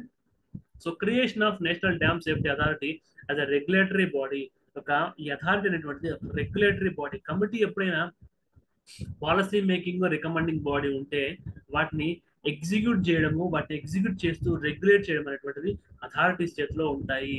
సో ఇలాంటి టెర్మినాలజీస్ ని మనం గవర్నెన్స్ పాయింట్ ఆఫ్ వ్యూలో అర్థం చేసుకుంటూ ఉండాలి. ఈ task include implementing policies of national committee on dam safety. ఈ యొక్క కమిటీ ఏవైతే రికమెండేషన్స్ ఉంటాయో వాటిని ఇంప్లిమెంట్ చేయాలి. Offers technical assistance to state dam safety organisations. ఒక ఎస్డిఎస్ఓలు ఏవైతే ఉంటాయో వాటికి టెక్నికల్ అసిస్టెన్స్ ని ఒక నేషనల్ కమిటీ రూపొందించినటువంటి రికమెండేషన్స్ అవ్వచ్చు, గైడ్ లైన్స్ అవ్వచ్చు, పాలసీస్ అవ్వచ్చు, వాటిని ఇంప్లిమెంట్ చేస్తూ ఈ యొక్క state level organisation, state dam safety organisation కి టెక్నికల్ సపోర్ట్ ని, అంటే డేటా అవ్వచ్చు, ఇంజనీరింగ్ పాయింట్ ఆఫ్ వ్యూలో అవ్వచ్చు, అండ్ రిమోట్ సెన్సింగ్ అవ్వచ్చు, అంటే శాటిలైట్స్ నుంచి డేటా ఇవ్వడం అవ్వచ్చు, ఒక సెంట్రల్ గవర్నమెంట్ నుంచి కోఆర్డినేషన్, అంటే ఫండ్స్ ఫంక్షన్స్ పాయింట్ ఆఫ్ వ్యూలో అవ్వచ్చు, అన్ని రకాలుగా ఈ ఎన్డిఎస్ఏ స్టేట్ గవర్నమెంట్స్ తో కొలాబరేట్ అయ్యి ఒక డ్యామ్ సేఫ్టీని చూస్తూ ఉంటుంది. So state level dam system images ఏమంటే empowerment of state governments to establish state committee on dam safety. National committee on dam safety లో స్టేట్ గవర్నమెంట్ లో కూడా స్టేట్ కమిటీ ఆన్ డ్యామ్ సేఫ్టీస్ ని ఏర్పాటు చేయడానికి సహకారం ఇస్తుంది. Creation of state dam safety organisations responsible for enforcing dam safety standards. So national లెవెల్తో ఎన్డిఎస్సి ఎలా అయితే ఉందో, స్టేట్ లెవెల్లో ఈ యొక్క SDSO state dam safety organisation, ఇది అథారిటీ కాదు, ఆర్గనైజేషన్. ఎందుకంటే ఇది ఒక ఇంప్లిమెంటింగ్ బాడీ మాత్రమే. సో నేషనల్ లెవెల్లో కమిటీ ఉంది, స్టేట్ లెవెల్లో కమిటీ ఉంది. నేషనల్ లెవెల్ ఒక అథారిటీ ఉంది, స్టేట్ లెవెల్లో ఒక ఆర్గనైజేషన్ ఉంది అక్కడ రూల్స్ ఇంప్లిమెంట్ చేయడానికి. It renders crucial instructions to dam owners regarding safety protocols and remedial actions. ఎవరైతే డ్యామ్ ఓనర్స్ ఉన్నారో, అంటే స్టేట్ గవర్నమెంట్ అవ్వచ్చు, పబ్లిక్ బాడీస్ అవ్వచ్చు, ఎవరైతే ఉన్నారో వాళ్ళకి కొన్ని ప్రోటోకాల్స్ ని, కొన్ని రెమిడియల్ యాక్షన్స్, ఏదైనా ఒకటి జరిగినప్పుడు దానికి తీసుకోవాల్సినటువంటి జాగ్రత్త చర్యల్ని కూడా ఈ యొక్క స్టేట్ డ్యామ్ సేఫ్టీ మెజర్స్ కిందకి మనకి వస్తాయి. స్టేట్ డ్యామ్ సేఫ్టీ ఆర్గనైజేషన్ అనేటువంటిది చూస్తుంది. సో ఈ యొక్క సెంట్రల్ గైడ్ లైన్స్ ని ఎన్ఫోర్స్ చేయడమే కాకుండా డ్యామ్ ఓనర్స్ ని రెగ్యులేట్ చేయడానికి ప్రోటోకాల్ పాయింట్ ఆఫ్ వ్యూ అవ్వచ్చు, remedial action point of view అవ్వచ్చు, వీళ్ళని రెగ్యులేట్ చేయడానికి కూడా. సో సెంట్రల్ లో ఎన్డిఎస్సి ఏ ఫంక్షన్స్ చేస్తుందో దాదాపు అలాంటి ఫంక్షన్స్ ని ఎస్డిఎస్ఓ చేస్తుంది. బట్ దీని యొక్క అథారిటీ ఎన్డిఎస్ఏ కంటే తక్కువ అని చెప్పి మనం చెప్పుకోవచ్చు. So coming to present news, NDSA team to visit Annaram and Medigadda barrage. So National Dam Safety Authority Annaram Medigadda ni visit చేయాల్సిన టీం అవసరత ఉంది. The Telangana government has officially written to the National Dam Safety Authority to probe the damages caused to fires of Medigadda barrage. Medigadda barrage అనేటువంటి నష్టము ఒక construction point of వ్యూలో damage అవ్వచ్చు, ఇతర damages ని ఒక ప్రోబ్ ఇన్వెస్టిగేట్ చేయడం అని చెప్పి farming part of Kaleshwaram lift irrigation project అన్న రివర్ గోదావరి. సో ఏషియాలో అవ్వచ్చు, ప్రపంచంలో అతి పెద్ద లిఫ్ట్ ఇరిగేషన్ ప్రాజెక్ట్ గా మనం భావిస్తున్నటువంటి కాళేశ్వరంలో భాగంగా ఇవి ఉన్నాయి. సో 2022-23 సోషో ఎకనామిక్ అవుట్లుక్ లో కాళేశ్వరం ప్రాజెక్ట్ కి మనం ఒక ప్రెస్టీజియస్ ప్లేస్, మన భాష చెప్పుకుంటే ఒక హైప్ ఇవ్వడం అయితే జరిగింది. బట్ అన్ఫార్చునేట్లీ దానిలో భాగంగా ఉన్నటువంటి మేడిగడ్డ అన్నారంలో లీకేజెస్ అవ్వచ్చు, ఒక డ్యామ్ సేఫ్టీకి సంబంధించినటువంటి క్వశ్చన్ మార్క్స్ వచ్చాయి. అందుకే గవర్నమెంట్, స్టేట్ గవర్నమెంట్ ఎన్డిఎస్ఏకి లెటర్ రాసింది. ఒక స్పెసిఫిక్ కాజెస్ అయితే లెటర్ లో మెన్షన్ చేసింది. ఈ యొక్క అన్నారం, ఈ యొక్క మేడిగడ్డ ప్రాజెక్ట్ జరిగినటువంటి డ్యామేజ్ విషయంలో ఎంక్వైరీ చేయమని చెప్పి ఒక స్పెసిఫిక్ పాయింట్ అయితే వాళ్ళు మెన్షన్ చేశారు గోదావరి మీద ఉన్నటువంటి ఈ యొక్క river project.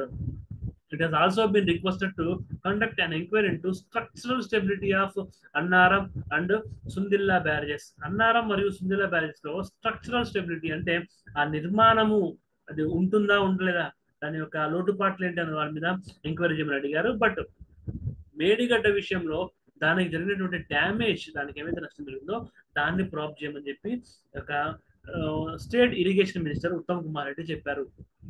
The NDSA is competent authority to look into damages to the Medigadda barrage in wake of shabby works.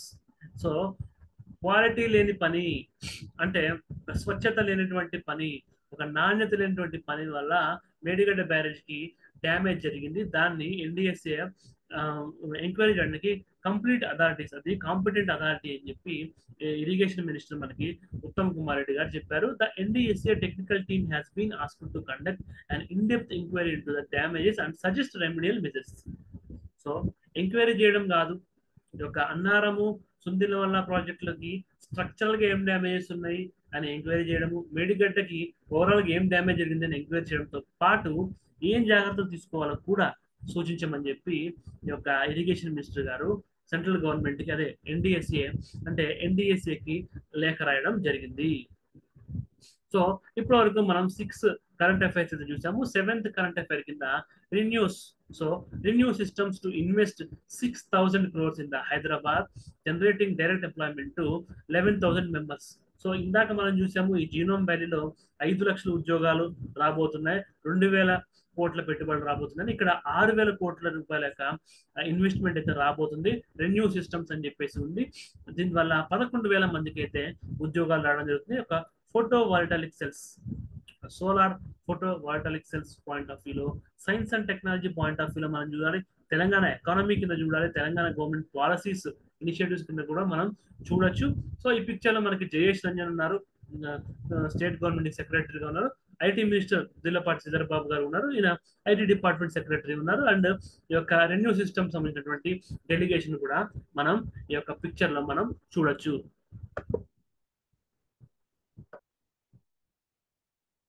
ఇలా 11,000 మందికి ఈ యొక్క పరిశ్రమ నుంచి అయితే ఈ యొక్క రెన్యూ సిస్టమ్ ఇన్వెస్ట్మెంట్ నుంచి అయితే మనకి ఉద్యోగాలు రావడానికి మనం ఎక్స్పెక్ట్ చేసుకోవచ్చు. సో ఈ యొక్క రెన్యూ సిస్టమ్ యొక్క టెక్నాలజీస్ గురించి మనం ముందు తెలుసుకోవడానికి వాళ్ళ యొక్క బేసిక్ ఫంక్షనింగ్, వాళ్ళ యొక్క బిజినెస్ బేసిక్ మోడల్ అనేటువంటి ఒక ఫోటో వాల్టాయిక్ సెల్. సో రెన్యూసిస్ అనేటువంటి కంపెనీ కాదు, సోలార్ ఎనర్జీకి సంబంధించినటువంటి మనం ఏ ఇండస్ట్రీ తీసుకున్నప్పటికీ ఈ యొక్క ఫోటో వాల్టాయిక్ సెల్స్ యొక్క మ్యానుఫ్యాక్చరింగ్ అనేటువంటిది very very interesting and important concept. So current affair కి బ్యాక్గ్రౌండ్ ఉన్నటువంటి జిఎస్ ని డిస్కస్ చేస్తా చెప్పాను కదా. సో జనరల్ గా ఈ ఫోటో వోల్టాయిక్ సెల్స్ లో మనకి multi layer, so 2 or more layers of semi conductors అయితే వీటిలో ఉంటాయి, which 1 layer containing positive charge and other negative charge lined adjacent to each other. So ఈ ఫోటో వోల్టాయిక్ సెల్స్ లో multi layer semi conductors ఉంటాయి. అంటే suppose 1, 2 and 3, ఒక 3 layers ఉన్నాయి అనుకుందాము. సో ఇది పాజిటివ్, ఇది నెగిటివ్ అనుకుందాము. సో సన్లైట్ ఎప్పుడైతే ఈ యొక్క సపోజ్ ఇది పాజిటివ్, ఇది నెగిటివ్ అండ్ ఇది పాజిటివ్. సో సన్లైట్ ఎప్పుడైతే ఈ యొక్క నెగిటివ్ మీద పడిందో అక్కడ మనకి electrons, flow of electrons generate అవ్వడం జరుగుతుంది. అది పాజిటివిటీలో, అది నెక్స్ట్ ఈ యొక్క నెగిటివ్ లేయర్ నుంచి పాజిటివ్ లేయర్లోకి ట్రాన్స్ఫర్ అవుతుంది. సో ఎప్పుడైతే నెగిటివ్ నుంచి పాజిటివ్ లోకి ఎలక్ట్రాన్స్, ఫ్లో ఆఫ్ ఎలక్ట్రాన్స్ జరిగిందో ఈ రెండింటి మధ్య పొటెన్షియల్ డిఫరెన్స్, సో మనకి ఇంజనీరింగ్ చదువుకున్న వాళ్ళకి ఈజీగా అర్థమవుతుంది. 10th లోపల ఉన్నటువంటి ఎలక్ట్రానిక్స్ బేసిక్స్ మనం చూసినా నెగిటివ్ నుంచి పాజిటివ్ లోకి ఈ యొక్క ఎలక్ట్రాన్స్ జర్నీ చేసినప్పుడు ఒక పొటెన్షియల్ డిఫరెన్స్ అనేటువంటిది ఏర్పడుతుంది ఈ రెండింటి యొక్క యానోడ్ మరియు క్యాథోడ్ మధ్యలో. సో ఆ పొటెన్షియల్ డిఫరెన్స్ వల్ల మనకి ఎలక్ట్రిసిటీ అనేటువంటిది ప్రొడ్యూస్ అవుతుంది. సో ఈ ఫోటో వోల్టాయిక్ సెల్ యొక్క ఫంక్షన్ అదే.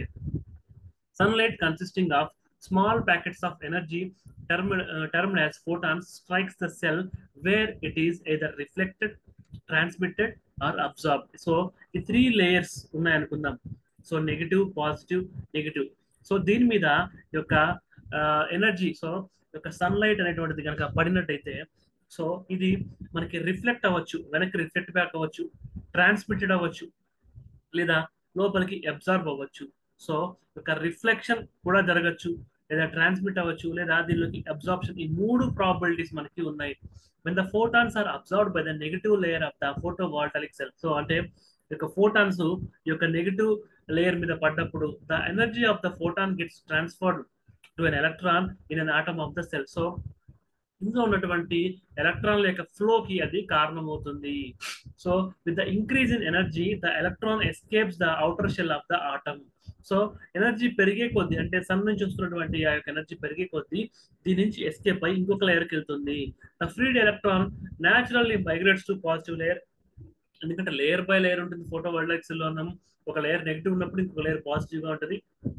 So it naturally migrate to the positive layer creating a potential difference. ఎప్పుడైతే నెగిటివ్ నుంచి పాజిటివ్ కి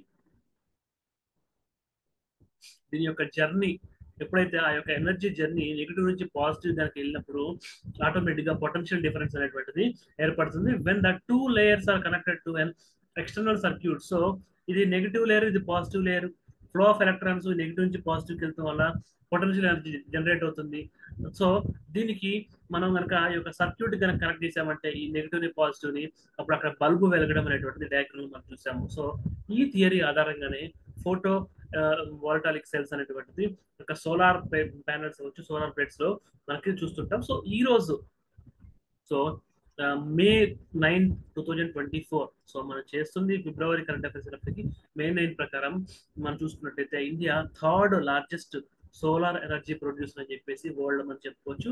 సో ఆ సోలార్ ఎనర్జీ ప్రొడక్షన్ కి గత 10 ఏళ్లలో ఈ గవర్నమెంట్ తీసుకొచ్చినటువంటి many reforms including international solar alliance అనేటువంటి, మనం ప్యారిస్ క్లైమేట్ సమ్మిట్ తర్వాత ఇంటర్నేషనల్ సోలార్ అలయన్స్ కూడా మనం తీసుకురావడం జరిగింది. సో మనం సోలార్ ఎనర్జీ ప్రొడక్షన్ కి ప్రపంచ వ్యాప్తంగా వన్ ఎర్త్ వన్ గ్రిడ్ అనేటువంటి కాన్సెప్ట్ మీద కూడా ఇండియా వర్క్ చేస్తుంది. సో ఇవి పక్కన పెడితే ఇంత చేసినప్పటికీ ఫోటో వోల్టాయిక్ సెల్స్ ని మనం ఇంపోర్ట్ చేసుకోవడానికి ఎక్కువ చేసుకుంటున్నాము. అది కూడా చైనా నుంచి మనం ఒక మాడ్యూల్స్ ని మనం చేసుకుంటున్నాము. కాబట్టి మేక్ ఇన్ ఇండియా అవ్వచ్చు, వోకల్ ఫర్ లోకల్ అవ్వచ్చు, ఈ స్లోగన్స్ ప్రకారం ఈ ఫోటో వోల్టాయిక్ సెల్ టెక్నాలజీ కూడా ఇండియాలో పెరగాల్సిన అవసరం ఉంది. దీన్ని మ్యానుఫ్యాక్చరర్స్ పెరగాల్సిన అవసరం ఉంది. దానివల్ల డొమెస్టిక్ టెక్నాలజీ పెరగడమే కాకుండా మనం ఫారెక్స్ రిజర్వ్స్ ని కూడా సేవ్ చేసుకుంటాము. చైనాకి ఇచ్చే బదులు మనం సేవ్ చేసుకుంటాము. ఎక్కువ మందికి ఎంప్లాయ్మెంట్ వస్తుంది. సోలార్ ఎనర్జీ యొక్క డిస్ట్రిబ్యూషన్ ఇంకా జరుగుతుంది. మనం 3rd నుంచి 2nd కి, 2nd నుంచి 1st కూడా వెళ్ళేటువంటి స్కోప్ ఉంటుంది. So coming to current affair, Renewasis India signs an MOU with Telangana government to invest 6,000 crores in a phased manner over 5 years, generating direct employment to 11,000 members.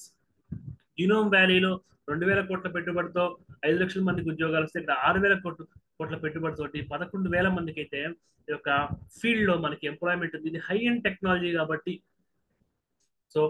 Jobs, number of jobs తక్కువ ఉన్నప్పటికీ ఇది high end టెక్నాలజీగా మనం భావించాల్సినటువంటి అవసరం ఉంది. The MOU was signed with Srinath Naidu, chief administrative officer, Renewasis, and the industries. So IT minister Sridhar Babu గారికి ఆ యొక్క రెన్యూస్ సంబంధించిన ఒక ఆఫీసర్, అడ్మినిస్ట్రేటివ్ ఆఫీసర్ కి మధ్య MOU జరిగింది. Renewasis is a globally renowned company headquartered in Singapore. Singapore head quarter లో ఉంది. And has set up India's first integrated manufacturing facility of solar PV modules, and its key components encapsulates backsheets and PV cells. ఈ PV cells తో పాటు back sheets ని, encapsulates ని యొక్క solar modules point of వ్యూలో చూస్తుంది. So head quarter Singapore గా ఉంది. ఇండియాలో ఫస్ట్ ఇంటిగ్రేటెడ్ మ్యానుఫ్యాక్చరింగ్ ఫెసిలిటీస్ ని మన దగ్గరికి తీసుకొచ్చేటువంటి ఉంది. సో హైదరాబాద్ తో పాటు బెంగళూరు అండ్ పాట్లగంగా with Hyderabad factory being the largest integrated facility. So Bengaluru మరియు పాట్లగంగా దగ్గర కూడా వీళ్ళకి ప్లాంట్స్ ఉన్నప్పటికీ హైదరాబాద్ అనేటువంటిది ఒక ఇంటిగ్రేటెడ్ యాజ్ వెల్ యాజ్ ఒక లార్జెస్ట్ ఫ్యాక్టరీ అని చెప్పుకోవచ్చు. సింగపూర్ వెళ్ళి హెడ్ క్వార్టర్ గా ఉంది. సో నెక్స్ట్ కరెంట్ అఫైర్ చూసుకున్నట్టయితే, so prime minister Modi dedicates IIT Hyderabad campus to the nation. So virtual గా వీడియో కాలింగ్ మోడ్ లో అప్పటి దెన్ గవర్నర్ తమిళిసై సౌందరరాజన్, ఇప్పుడు సిపి రాధాకృష్ణన్ గారు వచ్చారు. నేను మార్చ్ కరెంట్ అఫైర్స్ లో దాన్ని అప్డేట్ చేశాను. సో చూడని వాళ్ళు ఉంటే ఆ యొక్క వీడియోని చూడండి. డిస్క్రిప్షన్ లో మనకి ఆ వీడియో సంబంధించిన లింక్ కూడా ఉంటుంది. సో అప్పుడు గవర్నర్ అయినటువంటి తమిళిసై సౌందరరాజన్ గారు, సో ప్రస్తుతం కొనసాగుతున్నటువంటి ప్రధానమంత్రి మోడీ గారు వర్చువల్ మోడ్ లో హైదరాబాద్ ఐఐటి హైదరాబాద్ క్యాంపస్ ని జాతికి అంకితం చేశారు. సో యొక్క దాన్ని డెడికేటెడ్ టు నేషన్ అంటే నేషనల్ ఇంపార్టెన్స్ కోసము ఆ యొక్క సంస్థని జాతిని ఉద్దేశించి ఒక జాతికి ఇవ్వడం అంటే జాతి ప్రయోజనాల కోసం నేషనల్ ఇంపార్టెన్స్ కోసం ఒక యాక్టివిటీ కనుక గవర్నమెంట్ లేదా గవర్నమెంట్ ఫండెడ్ బోర్డులో జరిగితే దాన్ని ఆయా గవర్నమెంట్స్ రెస్పెక్టివ్ గవర్నమెంట్స్ జాతికి అంకితం చేస్తూ ఉంటాయి. సో దీనికి సంబంధించిన డిస్క్రిప్షన్ అయితే ఇక్కడ ఉంది. Prime Minister Narendra Modi dedicated the Indian Institute of Technology Hyderabad campus development project to the nation via video conference. So 1089 కోట్ల బడ్జెట్ తోటి మనకి యొక్క యాక్టివిటీస్ ఇన్ఫ్రాస్ట్రక్చర్ డెవలప్మెంట్ అయితే జరిగింది. సో దాంట్లో మనకి నాలెడ్జ్ సెంటర్ ఉంది, స్పోర్ట్స్ అండ్ కల్చరల్ కాంప్లెక్స్ ఉంది, స్టూడెంట్స్ హాస్టల్స్ ఉన్నాయి, various academic and administrative buildings ఉన్నాయి, ఒక టెక్నాలజీ లిక్విబేషన్ పార్క్ ఉంది, కన్వెన్షన్ సెంటర్ ఉంది. సో స్టూడెంట్స్ సంబంధించినటువంటి కన్వెన్షన్ సెంటర్స్, టెక్నాలజీ పార్క్స్ తో పాటు కల్చరల్ యాక్టివిటీస్, స్పోర్ట్స్ యాక్టివిటీస్ సంబంధించిన బిల్డింగ్స్ తో పాటు అకాడమిక్స్ అండ్ అడ్మినిస్ట్రేటివ్ బిల్డింగ్స్ ని జాతికి అంకితం చేశారు. అంటే ఒక ప్రజా ప్రయోజనాల కోసం వాటిని ఆ రోజు నుంచి ఉపయోగిస్తున్నట్లుగా ఒక బహిరంగ ప్రకటన అని చెప్పేసి మనం చెప్పుకోవచ్చు. The event was attended by the then governor Tamilisai Soundararajan and other dignitaries in the campus of Sangareddy. So IIT Hyderabad అంటే మనకి ఎగ్జాక్ట్ లొకేషన్ మనకి ఐఐటి సంగారెడ్డి అని చెప్పేసి మనం చెప్పుకోవచ్చు. So IIT Hyderabad is well known for its excellence in technology and innovation with 8th rank in engineering and 3rd rank in the innovation by NIRF. So NIRF ఇచ్చేటువంటి rankings లో engineering point of వ్యూలో 8th place ఉంది IIT Hyderabad దేశంలో, innovation point of వ్యూలో 3rd place లో ఉంది. So relatively younger institute అని చెప్పుకోవచ్చు ఐఐటి హైదరాబాద్. పాత ఐఐటీస్ బాంబే అవ్వచ్చు, ఖరగ్పూర్ అవ్వచ్చు, కాన్పూర్ అవ్వచ్చు, ఇవన్నీ ఉన్నాయి. వాటితో పోలిస్తే చాలా యంగర్ ఇన్స్టిట్యూట్ అని చెప్పుకోవచ్చు. అయినప్పటికీ ఇంజనీరింగ్ పాయింట్ ఆఫ్ వ్యూలో 8th అంటే టాప్ 10 లో ఉంది, ఇన్నోవేషన్ లో టాప్ 5 లో ఉంది, 3rd ర్యాంక్ లో ఉంది NIRF యొక్క ర్యాంకింగ్స్ ప్రకారం. సో గవర్నర్ గారు ఏం చెప్పారంటే తను గవర్నర్ గా ఉన్నప్పటి నుంచి ఆ క్యాంపస్ లో ఏదో ఒక ఇన్నోవేషన్ లో 3rd ర్యాంక్ రావడానికి కారణం కూడా మనం కోవిడ్ టైంలో మనం చూస్తుంటాము. Low cost ventilators IIT Hyderabad develop చేసింది. Science and technology point of వ్యూలో, గవర్నెన్స్ పాయింట్ ఆఫ్ వ్యూలో, సోషల్ ఇష్యూస్ లో హెల్త్ కి సంబంధించినటువంటి పాండమిక్ మేనేజ్మెంట్, డిజాస్టర్ మేనేజ్మెంట్ లో NDMA యాక్ట్ కిందే మనం ఒక COVID-19 అప్పుడు మనం రూలింగ్స్ అనేవి జరిగే NDMA 2005 ప్రకారం. కాబట్టి డిజాస్టర్ మేనేజ్మెంట్ పాయింట్ ఆఫ్ వ్యూలో కూడా ఈ current affair very very important. ఎందుకంటే ఐఐటి హైదరాబాద్ లో కాస్ట్ వెంటిలేటర్స్ ని సమకూర్చింది ఇండియన్ రైల్వేస్ DRDOతో పాటుగా. సో ఎడ్యుకేషన్, సో కోవిడ్ టైంలో ఈ లో కాస్ట్ వెంటిలేటర్స్ ఇది పక్కన పెడితే ఎడ్యుకేషన్ పాయింట్ ఆఫ్ వ్యూలో ఒక student centric education system, student ని బేస్ చేసుకుని ఐఐటి హైదరాబాద్ యొక్క కరికులం అవ్వచ్చు, వాళ్ళ క్రెడిట్ బేస్డ్ ఎడ్యుకేషన్ సిస్టమ్ అవ్వచ్చు, ఇదంతా కూడా స్టూడెంట్ సెంట్రిక్ గా ఉంది. వికసిత్ భారత్ యొక్క జర్నీలో ఐఐటి హైదరాబాద్ అనేటువంటిది ఒక మైల్ స్టోన్ గా, ఒక కీ కాంట్రిబ్యూటర్, ఒక లయన్ షేర్ కాంట్రిబ్యూషన్ ని మన తెలంగాణ అవ్వచ్చు, మన హైదరాబాద్ నుంచి ఇస్తుందని చెప్పేసి గవర్నర్ గారు అభిప్రాయపడ్డారు. So according to ambassador of Japan, so ఈ యొక్క infrastructure, convention centres, tech parks అవ్వచ్చు, ఈ యొక్క అడ్మినిస్ట్రేటివ్ బిల్డింగ్స్ అవ్వచ్చు, వీటిలో ఈ జపనీస్ యొక్క ఆర్కిటెక్చర్ అవ్వచ్చు, వాళ్ళ కాంట్రిబ్యూషన్ కూడా ఉంది. అందుకే జపనీస్ అంబాసిడర్ కూడా అక్కడ. So Suzuki Hiroshi, so Japan తో మనకి షింజో అబే ప్రైమ్ మినిస్టర్ గా ఉన్నప్పుడు అంతకు ముందు నుంచి కూడా ఒక స్ట్రాంగ్ బాండింగ్స్ ఉన్నాయి. షింజో అబే అప్పుడు ఎబనామిక్స్ అని చెప్పి ఆయన యొక్క పరిపాలన కాలంలో ప్రైమ్ మినిస్టర్ మోడీకి అతనికి పర్సనల్ కెమిస్ట్రీ కూడా ఉండడం తోటి ఒక మ్యూచువల్ రెస్పెక్ట్ రెండు దేశాల మధ్య దేశాల ఉండడం బట్టి అప్పటి నుంచి ఇంకా స్ట్రాంగ్ అయ్యాయి. The architectural marvels and innovative designs the campus developed showcase the strength of Indo Japanese ties. So ఈ యొక్క క్యాంపస్ బిల్డింగ్స్ అవ్వచ్చు, కన్వెన్షన్ సెంటర్స్ అవ్వచ్చు, పార్క్స్ అవ్వచ్చు, ఇండో జపనీస్ టైస్ ని ప్రతిబింబించేలాగా, సో మన కల్చర్ పాయింట్ ఆఫ్ వ్యూలో కూడా పీపుల్ టు పీపుల్ అవ్వచ్చు, సాఫ్ట్ డిప్లొమసీ అవ్వచ్చు, Indo Japan ties point of వ్యూలో కూడా ఈ ఐఐటి హైదరాబాద్ లో కొత్త ఇన్ఫ్రాస్ట్రక్చర్ ఫెసిలిటీస్ ని జాతికి ప్రైమ్ మినిస్టర్ అంకితం చేసేటువంటి ప్రోగ్రామ్ లో మనం చూసుకోవచ్చు. Science and technology, governance, social issues, government policies, Hyderabad లో ఫెసిలిటీస్ తో పాటుగా ఇంటర్నేషనల్ రిలేషన్స్ పాయింట్ ఆఫ్ వ్యూలో, so international current affairs point of వ్యూలో కూడా దీన్ని మనం చూడాల్సిన అవసరం ఉంది. It's a proud moment for both nations. So తెలంగాణకి కాదు, హైదరాబాద్ కి కాదు, భారత్ కి కాదు, జపాన్ కి కూడా ఇది ఒక గర్వకారణం. వాళ్ళ కాంట్రిబ్యూషన్ ఈ యొక్క ఆర్కిటెక్చర్ అవ్వచ్చు, ఆ యొక్క new infrastructure, high end infrastructure లో కూడా ఉంది. IIT Hyderabad stands as one stop platform to take the Indo Japan partnership the next level. So student exchange programmes కూడా మనం రీసెంట్ గా న్యూస్ లో చూస్తూ ఉంటాము. ఆ పాయింట్ ఆఫ్ వ్యూలో కూడా Indo Japan people to people contact point of వ్యూలో ఐఐటి హైదరాబాద్ ఒక మెయిన్ హబ్ గా ఉందని చెప్పి మనం ఈ సందర్భంగా చెప్పుకోవచ్చు. సో 9th కరెంట్ అఫైర్ వచ్చేసి Telangana registers highest tax revenue of 13,703 crore during the February. So ఒక ట్యాక్స్ రెవెన్యూ ఈ ఫిబ్రవరిలో కొత్త గవర్నమెంట్ ఎస్యూమ్ చేసిన తర్వాత సో టైం బాగుందని చెప్పి మనం చెప్పుకోవచ్చు. హైయెస్ట్ ట్యాక్స్ రెవెన్యూ 13,703 కోట్లు. సో ప్రీవియస్ ఇయర్స్ లో ఇదే టైంలో ఇంత ట్యాక్స్ కలెక్షన్ లేదు. సో ఎందుకు పెరిగింది, దానికి రీజన్స్ ఏంటి, గతంలో ఎలా ఉంది, సో ఈ ట్యాక్స్ రెవెన్యూ పెరగడాన్ని మనం ఎలా తీసుకోవచ్చు అనేటువంటి ఇంటర్ప్రిటేషన్స్ అయితే మనం అప్కమింగ్ స్లైడ్స్ లో చూస్తాం. సో 13,703 కోట్లు, 13,703 crore ట్యాక్స్ రెవెన్యూస్ అయితే ఫిబ్రవరి మంత్ లో ఉంది.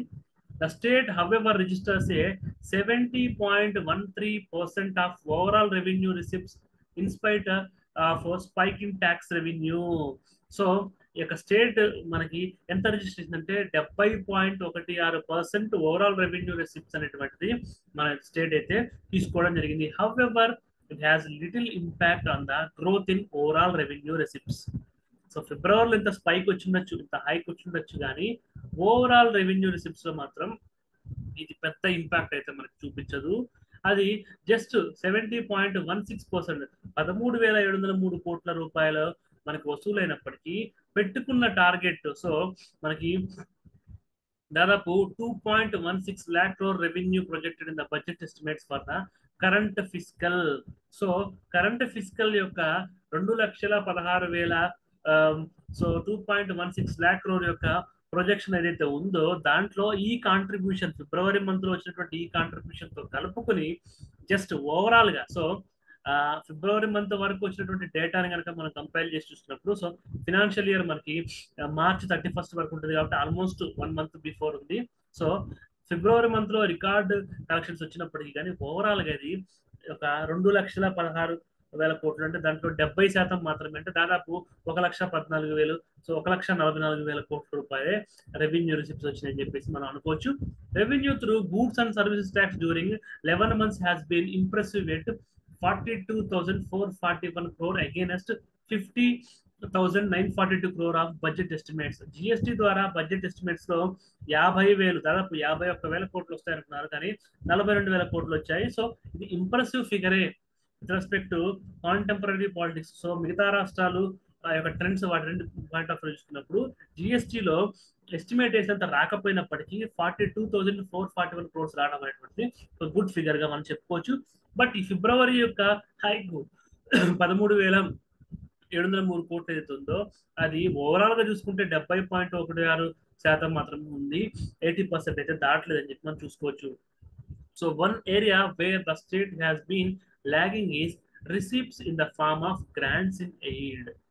సెంట్రల్ గవర్నమెంట్ అవ్వచ్చు, ఇతర గవర్నమెంట్ బాడీస్ అవ్వచ్చు, ఇంటర్నేషనల్ బాడీస్ అవ్వచ్చు, వాటి నుంచి వచ్చే గ్రాంట్స్ ఇన్ ఎయిడ్ లో మాత్రం స్టేట్ గవర్నమెంట్ వెనకబడి ఉంది. అందువల్ల పొలిటిక్ రిటోరిక్ కూడా తెలంగాణకు అన్యాయం జరిగింది అనే పాయింట్ ఆఫ్ వ్యూలో మనం ఈ మధ్య చూస్తూనే ఉన్నాము.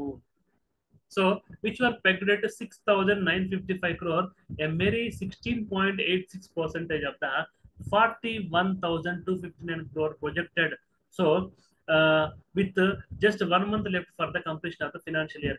ఈ ఫినాన్షియల్ ఇయర్ లో అంటే గడిచిన ఫినాన్షియల్ ఇయర్ లో 2023 నుంచి 2024 మార్చి వరకు 41,259 కోట్ల రూపాయలు మనకి గ్రాంట్స్ ఇన్ ఎయిడ్ రూపంలో వస్తాయని ప్రొజెక్ట్ చేశారు. బట్ మనకు వచ్చినాయి 6,955, అంటే ఒక 7,000 కోట్ల రూపాయలు వచ్చాయి, అంటే 1/6, అంటే దాదాపు 16%, 16.86% మాత్రమే అనుకున్నంతలో గ్రాంట్స్ ఇన్ ఎయిడ్ రూపంలో వచ్చాయి. సో అందువల్ల ఓవరాల్ రిసిప్ట్స్ పాయింట్ ఆఫ్ వ్యూలో మనకి అక్కడ ల్యాబ్స్ అయితే వచ్చింది, 70.16 వరకే రీచ్ అయ్యాం, ఎందుకంటే ఇక్కడే మనకి 16.86% గ్యాప్ అయితే మనకి సో అంత మాత్రమే వసూలైంది. Thanks to spike in tax revenues, the state has recovered from revenue deficit. So ఫిబ్రవరి మంత్ లో 13,000 కోట్లు రికార్డ్ కలెక్షన్స్ రావడం వల్ల రెవెన్యూ డెఫిసిట్ కొంత తగ్గింది అని చెప్పి మనం చెప్పుకోవచ్చు. ఒక 12 సో 1269 కోట్లు ఈ జనవరి వరకు కనుక ఉన్నట్లయితే revenue surplus of 2785 crores.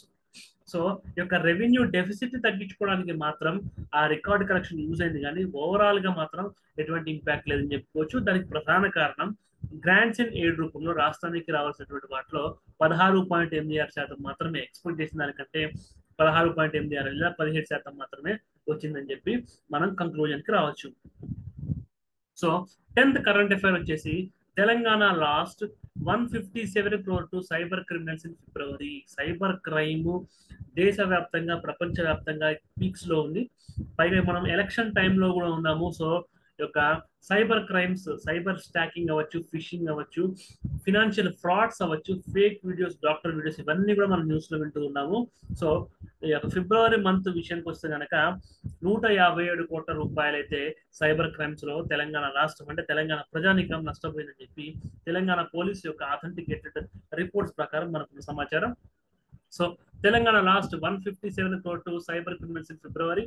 Over 119 crore was lost in 7,672 cases across the top 5 modus operandi in February as per the official data. So modus operandi అంటే పని విధానము. సో ఏవైతే టాప్ 5 ట్రెండ్స్ ఉంటాయి అంటే సపోజ్ ఓటీపీ షేర్ చేయడం ద్వారా, క్రెడిట్ కార్డ్ డీటెయిల్స్ ఇవ్వడం ద్వారా, సో అనవసరమైన లింక్స్ ఫోన్కి వస్తే వాటిని క్లిక్ చేయడం ద్వారా, సో ఇలా నేను ఎగ్జాంపుల్ కోసం చెప్పాను. అలా టాప్ 5 మోడస్ ఆపరేట్ ఏవైతే ఉన్నాయో వాటిల్లోనే సో టాప్ 5 రీజన్స్ తోటే మనం ఒక 120 కోట్లు, దాదాపు 119 కోట్లు అయితే పోగొట్టుకున్నాం. 157 కోట్లు, 119 కోట్లు రెగ్యులర్ గా జరిగేటువంటి టాప్ 5 మోడల్ ఆపరేటివ్స్ లోనే మనం పోగొట్టుకోవడం జరిగింది. సో మిగతా 30 కోట్లు మాత్రం కొత్త కొత్త ఛాలెంజెస్ ద్వారా పోగొట్టుకోవడం జరిగింది. Citizens of Telangana lost 157 crore to cyber criminals in February 2024. A total of 9,661 criminal cases were reported to the Telangana State Cyber Security Bureau. So మన స్టేట్ ఒక సైబర్ సెక్యూరిటీ బ్యూరో కూడా ఉంది, దాన్ని TSCSB అంటాము. దాంట్లో మనకి 9,661 కేసులు అయితే నమోదు జరిగింది, which 8,088 were fraud, financial fraud. So majority cases ఒక 1,000-1,500 కేసులే వేరే ఉన్నాయి, కానీ మెజారిటీ ఫినాన్షియల్ ఫ్రాడ్స్ కిందనే. సైబర్ క్రైమ్స్ అంటే ఫినాన్సే కాదు, సైబర్ సెక్సువల్ హెరాస్మెంట్స్ అవ్వచ్చు, సైబర్ హేట్ ప్రాపగెండా అవ్వచ్చు, సైబర్ వార్ఫేర్ అవ్వచ్చు, రకరకాలు ఉంటాయి. బట్ మన దగ్గర మన తెలంగాణ పాయింట్ ఆఫ్ వ్యూలో ఎక్కువ ఫినాన్షియల్ ఫ్రాడ్స్ జరుగుతున్నాయి, దాదాపు 90% అని చెప్పి మనం ఒక కంక్లూజన్ కావచ్చు. సో మనం టాప్ 5 ఆపరెంటీ మోడస్ ఆపరెంటీ ద్వారానే మనకి more than 2/3 of the money అయితే మనం లోస్ అయ్యాము. Little of 5 crore has been frozen so far. So 157 కోట్లు నష్టపోతే డిపార్ట్మెంట్ మన సైబర్ సెక్యూరిటీ బ్యూరో అని చెప్పి చెప్పుకున్నాం కదా. So Telangana state cyber security bureau వీళ్ళ యొక్క ఫలిత ఎఫర్ట్స్ అవ్వచ్చు, సో సెంట్రల్ ఏజెన్సీస్ అవ్వచ్చు, అందరి కోఆర్డినేషన్ ఎఫర్ట్స్ వల్ల ఒక 5 కోట్లు మాత్రం మనం రికవర్ చేయడం జరిగింది. సో 5 కోట్ల రూపాయలు మనం ఫ్రోజన్ చేయడం జరిగింది. The increase in reporting of such cyber crimes can be attributed to the streamlining of 1930 help line which began in January 2024. So very important. Exams, marks, TSPSC ఈ పాయింట్ ఆఫ్ వ్యూలో కాదు, cyber crime విపరీతంగా పెరుగుతుంది కాబట్టి 1930 అనే help line, cyber crimes కనుక మనం victim అయినప్పుడు ఈ యొక్క హెల్ప్ లైన్ ఉంది. జనవరి 2024 నుంచి హెల్ప్ లైన్ పనిచేస్తుంది. Very important. సో మన ఇంట్లో పెద్దవాళ్ళు ఉంటారు, పిల్లలు ఉంటారు, సో అర్థం చేసుకోగలిగే వాళ్ళు, అర్థం చేసుకోలేని వాళ్ళు, బాధితులు, రకరకాల వాళ్ళు ఉంటారు. వాళ్ళందరికీ మన కరెంట్ అఫైర్స్ నుంచి మనం చెప్పేది ఏంటంటే 1930 అనే హెల్ప్ లైన్ ఉంది.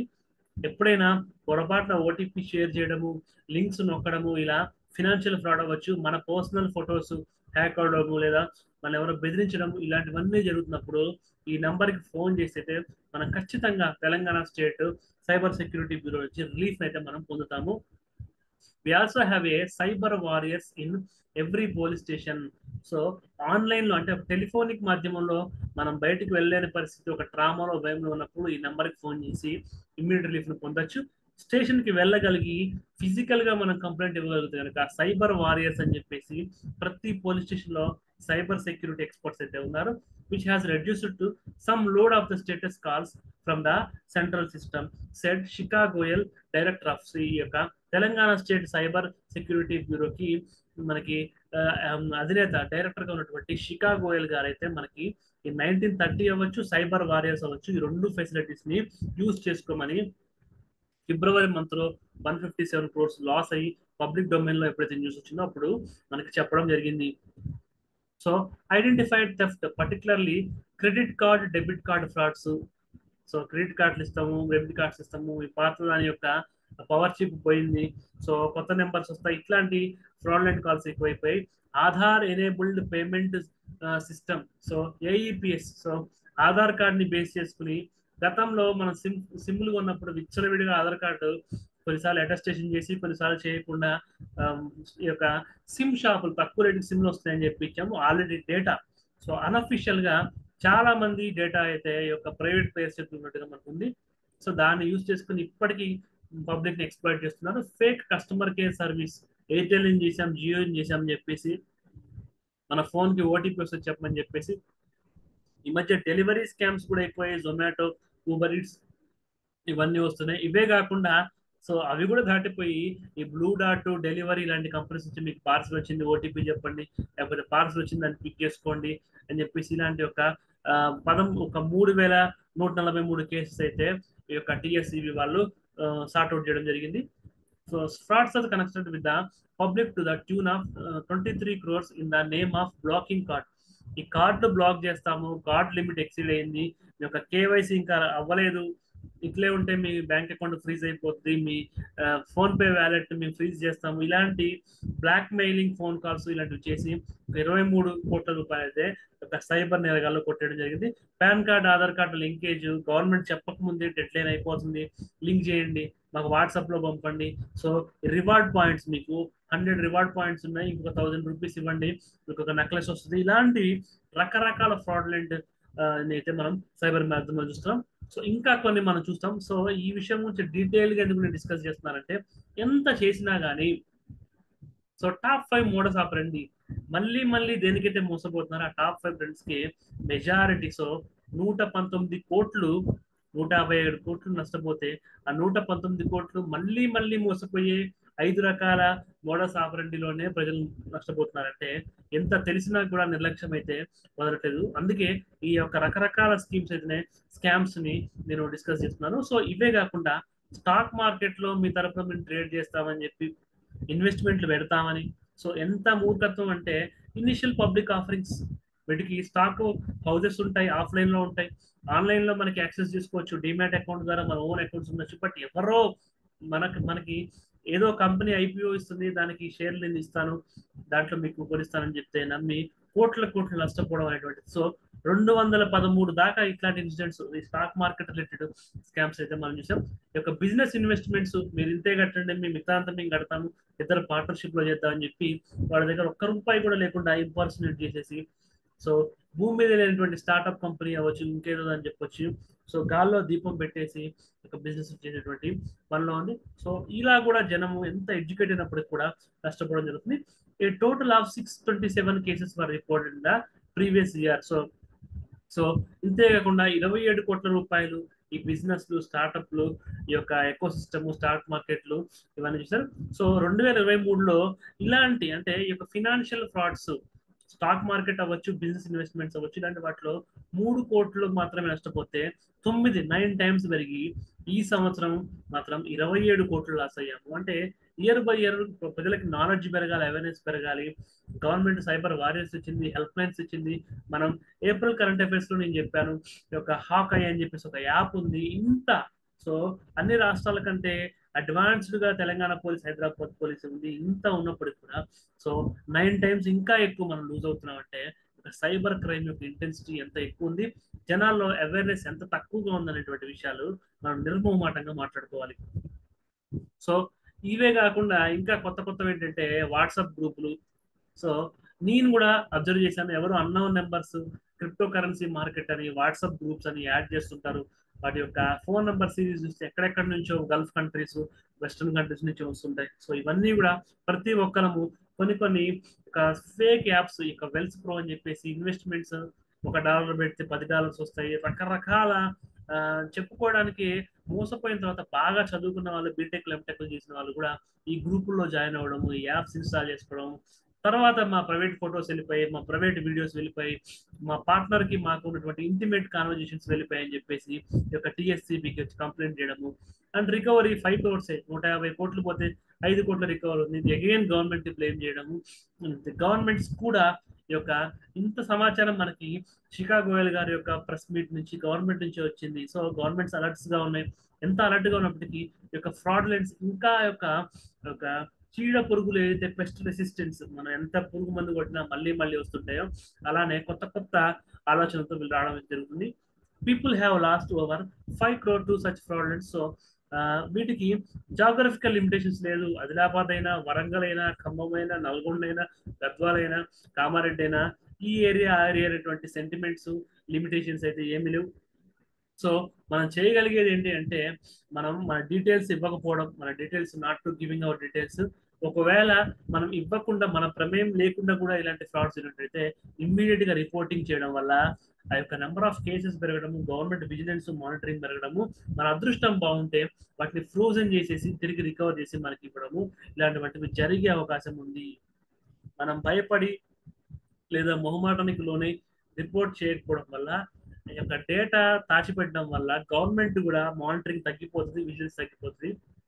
ఇంకా కొత్త ఫ్రాడ్స్ వచ్చేసి ఎక్కువ ఫైనాన్షియల్ లాస్ అయితే జరగడం మనకి చూస్తుంటాం. సో 11th కరెంట్ అఫైర్ కూడా ఇప్పటివరకు మనం డిస్కస్ చేసినటువంటి ఒక సైబర్ క్రైమ్ పాయింట్ ఆఫ్ వ్యూలోనే మనం చూస్తుంటాము. సో ఐఐటి ఖరగ్పూర్ సాయంతో డెవలప్ చేసినటువంటి ఈ న్యూ సైబర్ క్రైమ్ టూల్ ని తెలంగాణ పోలీసులు అయితే ఉపయోగిస్తూ ఉన్నారు. సో లాస్ట్ కరెంట్ అఫైర్ లో కూడా మనం సైబర్ క్రైమ్స్ రిలేటెడ్ గానే డిస్కస్ చేసుకున్నాము. దానికి ఒక ఇండిజినియస్ టెక్నాలజీ, అంటే మనకి లోకల్ గా విత్ ఇన్ ద ఇండియాలోనే దొరికేటువంటి టూల్స్. సో మనం టిఎస్పిఎస్సి అవ్వచ్చు, యూపీఎస్సి పాయింట్ ఆఫ్ వ్యూ అవ్వచ్చు, ఇండిజినియస్ టెక్నాలజీస్ అంటే లోకల్ గా దొరికేటువంటి టెక్నాలజీస్. ఇందాక ఐఐటి హైదరాబాద్ యొక్క ఇన్ఫ్రాస్ట్రక్చర్ ఎస్టాబ్లిష్మెంట్స్ చెప్పుకున్నాము. నీలఫర్ హాస్పిటల్ లో యొక్క రేర్ డిసీజెస్ యొక్క స్క్రీన్ కి సంబంధించిన విషయాలు కూడా చెప్పుకున్నాము. అదే విధంగా ఇండజీనియస్ టెక్నాలజీస్ తోటి ఒక లోకల్ సొల్యూషన్స్ కి, లోకల్ ప్రాబ్లమ్స్ కి సొల్యూషన్ ఎలా తీసుకుంటాం అనేటువంటిది state public service commission examination point of view very very important. So Telangana cops to deploy new cyber crime tool developed by IIT Kanpur. Actual గా దీనికి ఒక పేరైతే పెట్టలేదు. One such aid to police cyber crime investigation tool developed by C3I hub. So ఈ C3I hub వాళ్ళు develop చేశారు and Indian Institute of Technology Kanpur. దానికి పేరు పెట్టలేదు కాబట్టి మనం C3I హబ్ టూల్ అని చెప్పి మన కన్వీనియన్స్ కోసం యూజ్ చేసుకుంటా ఉన్నాము. This tool which is yet to be named will act as a virtual investigator and guide the police in the probe to solve the crime. So ఇదేంటంటే మనకి big data అవ్వచ్చు, machine learning అవ్వచ్చు, మనం ఈ యొక్క machine కి, ఒక tool కి మనం ఆ పోలీస్ స్టేషన్ లో నమోదైన ప్రీవియస్ కేసెస్ యొక్క డీటెయిల్స్ లేదా ఆ ఏరియాలో ఉన్నటువంటి డేటా బ్యాంక్ కనుక మనం ఇచ్చినట్లయితే ఒక కొత్త కేసు, అదే రకమైనటువంటి దూరంలో ఉన్నటువంటి ఒక కొత్త కేసు వస్తే దాన్ని సాల్వ్ చేయడానికి కావాల్సినటువంటి ఒక సహకారాన్ని ఈ టూల్ ఆటోమేటిక్ గా ఇచ్చేటువంటి అవకాశం ఉంది.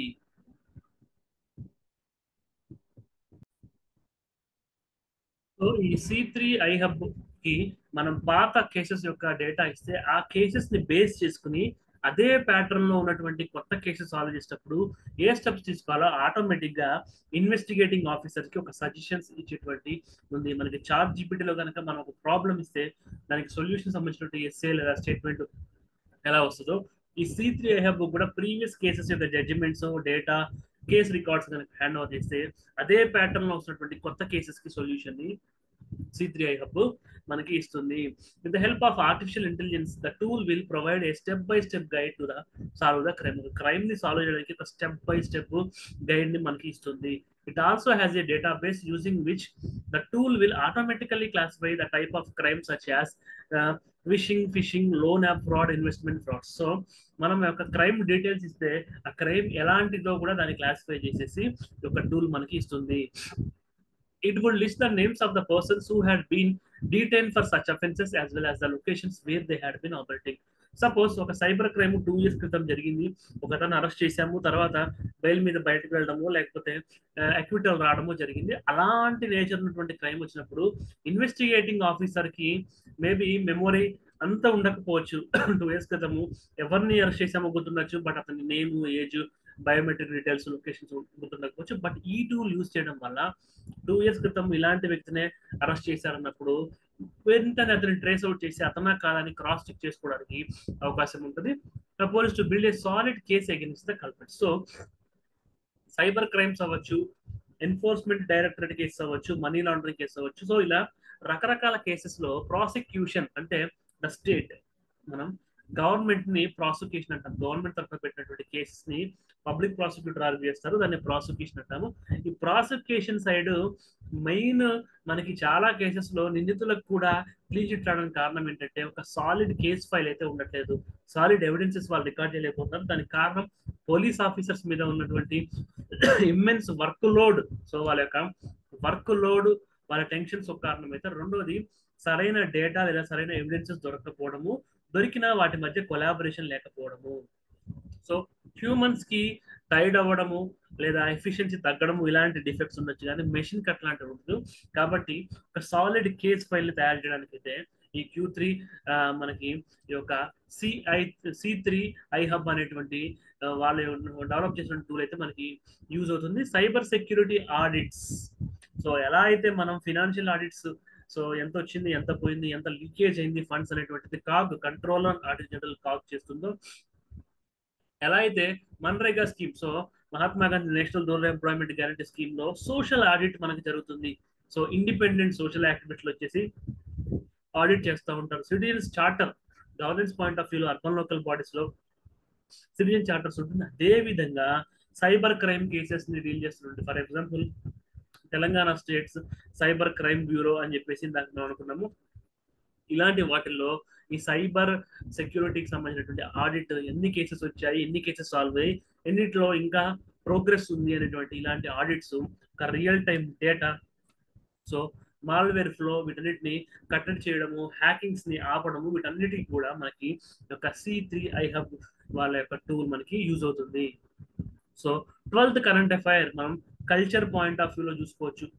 సో కల్చర్ పాయింట్ ఆఫ్ వ్యూలో ఈ మంత్ మనం కరెంట్ అఫైర్స్ పాయింట్ ఆఫ్ వ్యూలో experts from Osmania general hospital conservation group addressing A press conference held at Somajiguda press club. So Somajiguda press club లో కొన్ని డెకేడ్స్ నుంచి తెలంగాణ ఒక అస్తిత్వము లేదా అస్మిత పాయింట్ ఆఫ్ వ్యూలో సివిల్ సొసైటీ సోమాజిగూడ ప్రెస్ క్లబ్కి వచ్చి స్వేచ్ఛగా మాట్లాడటం అనేటువంటిది, హైదరాబాద్ స్టేట్ అవ్వచ్చు, కంబైన్డ్ ఆంధ్రప్రదేశ్ అవ్వచ్చు, సపరేట్ తెలంగాణ స్టేట్ అవ్వచ్చు, సోమాజిగూడ ప్రెస్ క్లబ్ అనేటువంటిది ఎన్నో ప్రెస్ మీట్లకి వేదికగా ఉంది. ఉస్మానియా జనరల్ హాస్పిటల్ ని సేవ్ చేయాలి, సో ఉస్మానియా జనరల్ హాస్పిటల్ బచావో వాదా నిబాహో అని చెప్పేసి. సో తెలంగాణ గవర్నమెంట్ అంటే కాంగ్రెస్ పార్టీ తన యొక్క మేనిఫెస్టోలో సో 6 గ్యారంటీస్ తో పాటుగా ఈ ఒక ఉస్మానియా జనరల్ హాస్పిటల్ ని కాపాడుతాము, దాన్ని కన్జర్వేషన్ చేస్తామని చెప్పి అన్నారు. బట్ డిమాలిషన్ కి ప్రయత్నాలు జరుగుతున్నటువంటి న్యూస్ అయితే ఉంది. కాబట్టి ఆ హిస్టారికల్ మాన్యుమెంట్ ని కాపాడుకోవాలని చెప్పి సివిల్ సొసైటీకి సంబంధించిన వాళ్ళు ప్రెస్ కాన్ఫరెన్స్ పెట్టారు. దీని ఏదో డిసెంట్ లాగా యాంటీ గవర్నమెంట్ లాగా కాకుండా ఒక కన్స్ట్రక్టివ్ క్రిటిసిజం, ఎందుకంటే వీళ్ళు అడుగుతుంది పెద్ద డిమాండ్ ఏం కాదు, కొత్త ప్రాజెక్ట్ ఏం కాదు, మనీ ఏం కాదు, ఉన్న హాస్పిటల్నే కాపాడుకోవాలి. ఉస్మానియా జనరల్ హాస్పిటల్స్ మీర్ ఉస్మాన్ అలీ ఖాన్ 7వ నిజాం నవాబు యొక్క కృషికి చిహ్నంగా ఒక కన్జర్వేటివ్ ఎఫర్ట్ కింద ఆ మాన్యుమెంట్ ని కాపాడుకోవాలని చెప్పేసి వీళ్ళు అడుగుతున్నారు, సివిల్ సొసైటీ అడుగుతుంది. కాబట్టి Telangana formation, Telangana movement point of వ్యూలో అవ్వచ్చు, తెలంగాణ కల్చర్ పాయింట్ ఆఫ్ వ్యూలో అవ్వచ్చు, తెలంగాణ గవర్నెన్స్ పాయింట్ ఆఫ్ వ్యూలో అవ్వచ్చు, ఎస్ఏ అవ్వచ్చు, social awareness, civil society governance లో ప్రెషర్ గ్రూప్స్ లో civil societies very very important role play చేస్తాయి. కాబట్టి ఆ పాయింట్ ఆఫ్ వ్యూలో this is very very important. Experts from Usmania General Hospital Conservation Group have urged the Congress government in Telangana to uphold the pre-election commitment in the manifesto concerning the preservation of the historic Usmania General Hospital building. So, ఈ hospital యొక్క crucial role in serving the health care needs of the poor. Osmania general హాస్పిటల్కి ఎవరు వస్తారంటే rich కాదు కదా, so ₹1 కూడా పెట్టుకోలేనటువంటి పేదవాళ్ళు, నిరుపేద వాళ్ళు వస్తారు. వాళ్ళ యొక్క హెల్త్ నీడ్స్ ని హిస్టారికల్ గా, చారిత్రాత్మకంగా పేదల ఆరోగ్య అవసరాన్ని తీరుస్తున్నటువంటి ఆ సముదాయము ఆ బిల్డింగ్ ని కాపాడుకోవాలి. It's significant medical contribution. So వైద్య శాస్త్రము, వైద్య రంగానికి, ఈ యొక్క తెలంగాణలో హైదరాబాద్ లో వైద్య రంగానికి చేసినటువంటి కాంట్రిబ్యూషన్స్ కి చారిత్రాత్మకంగా నిజాం యొక్క కట్టడంగా కూడా దాన్ని ఇన్ని పాయింట్ ఆఫ్ వ్యూస్ లో దాన్ని కాపాడుకోవాలని చెప్పేసి ఒక ఫ్రెష్ అఫిడవిట్ ని కూడా గవర్నమెంట్ కి ఇవ్వాలని చెప్పి ఒక సోమాజిగూడ ప్రెస్ క్లబ్ లో ఒక సివిల్ సొసైటీకి సంబంధించిన కొంతమంది మాట్లాడడం జరిగింది. సో 13th కరెంట్ అఫైర్ కింద మనకి వెహికల్స్ యొక్క రిజిస్ట్రేషన్ టిఎస్. సో టిఎస్ లో మనకి టిఆర్ఎస్ కనిపిస్తుంది అని చెప్పి పొలిటికల్ రిటోరిక్ నడుస్తుంది. సో తెలంగాణ అన్నప్పుడు టీజీ ఉండాలి కదా. ఇప్పుడు తమిళనాడు వెహికల్స్ కి టిఎన్ తమిళనాడు అని ఉంటుంది, ఆంధ్రప్రదేశ్ వాళ్ళకి ఏపీ అని ఉంటుంది. సో ఎలా అయితే పలుకుతామో అలా టీజీ ఉండాలి అని చెప్పేసి ప్రెసెంట్ గవర్నమెంట్ అంటుంది. అందుకే కన్సర్న్ మినిస్టర్ ఇక్కడ పొంగులేటి శ్రీనివాసరెడ్డి గారు, ఐటీ మినిస్టర్ శ్రీధర్ బాబు గారు ఉన్నారు. సో రిజిస్ట్రేషన్ టీజీకి మార్చడంతో పాటు స్టేట్ ఎంబ్లమ్ ని రీడిజైన్ చేస్తారు అని చెప్పేసి అంటున్నారు.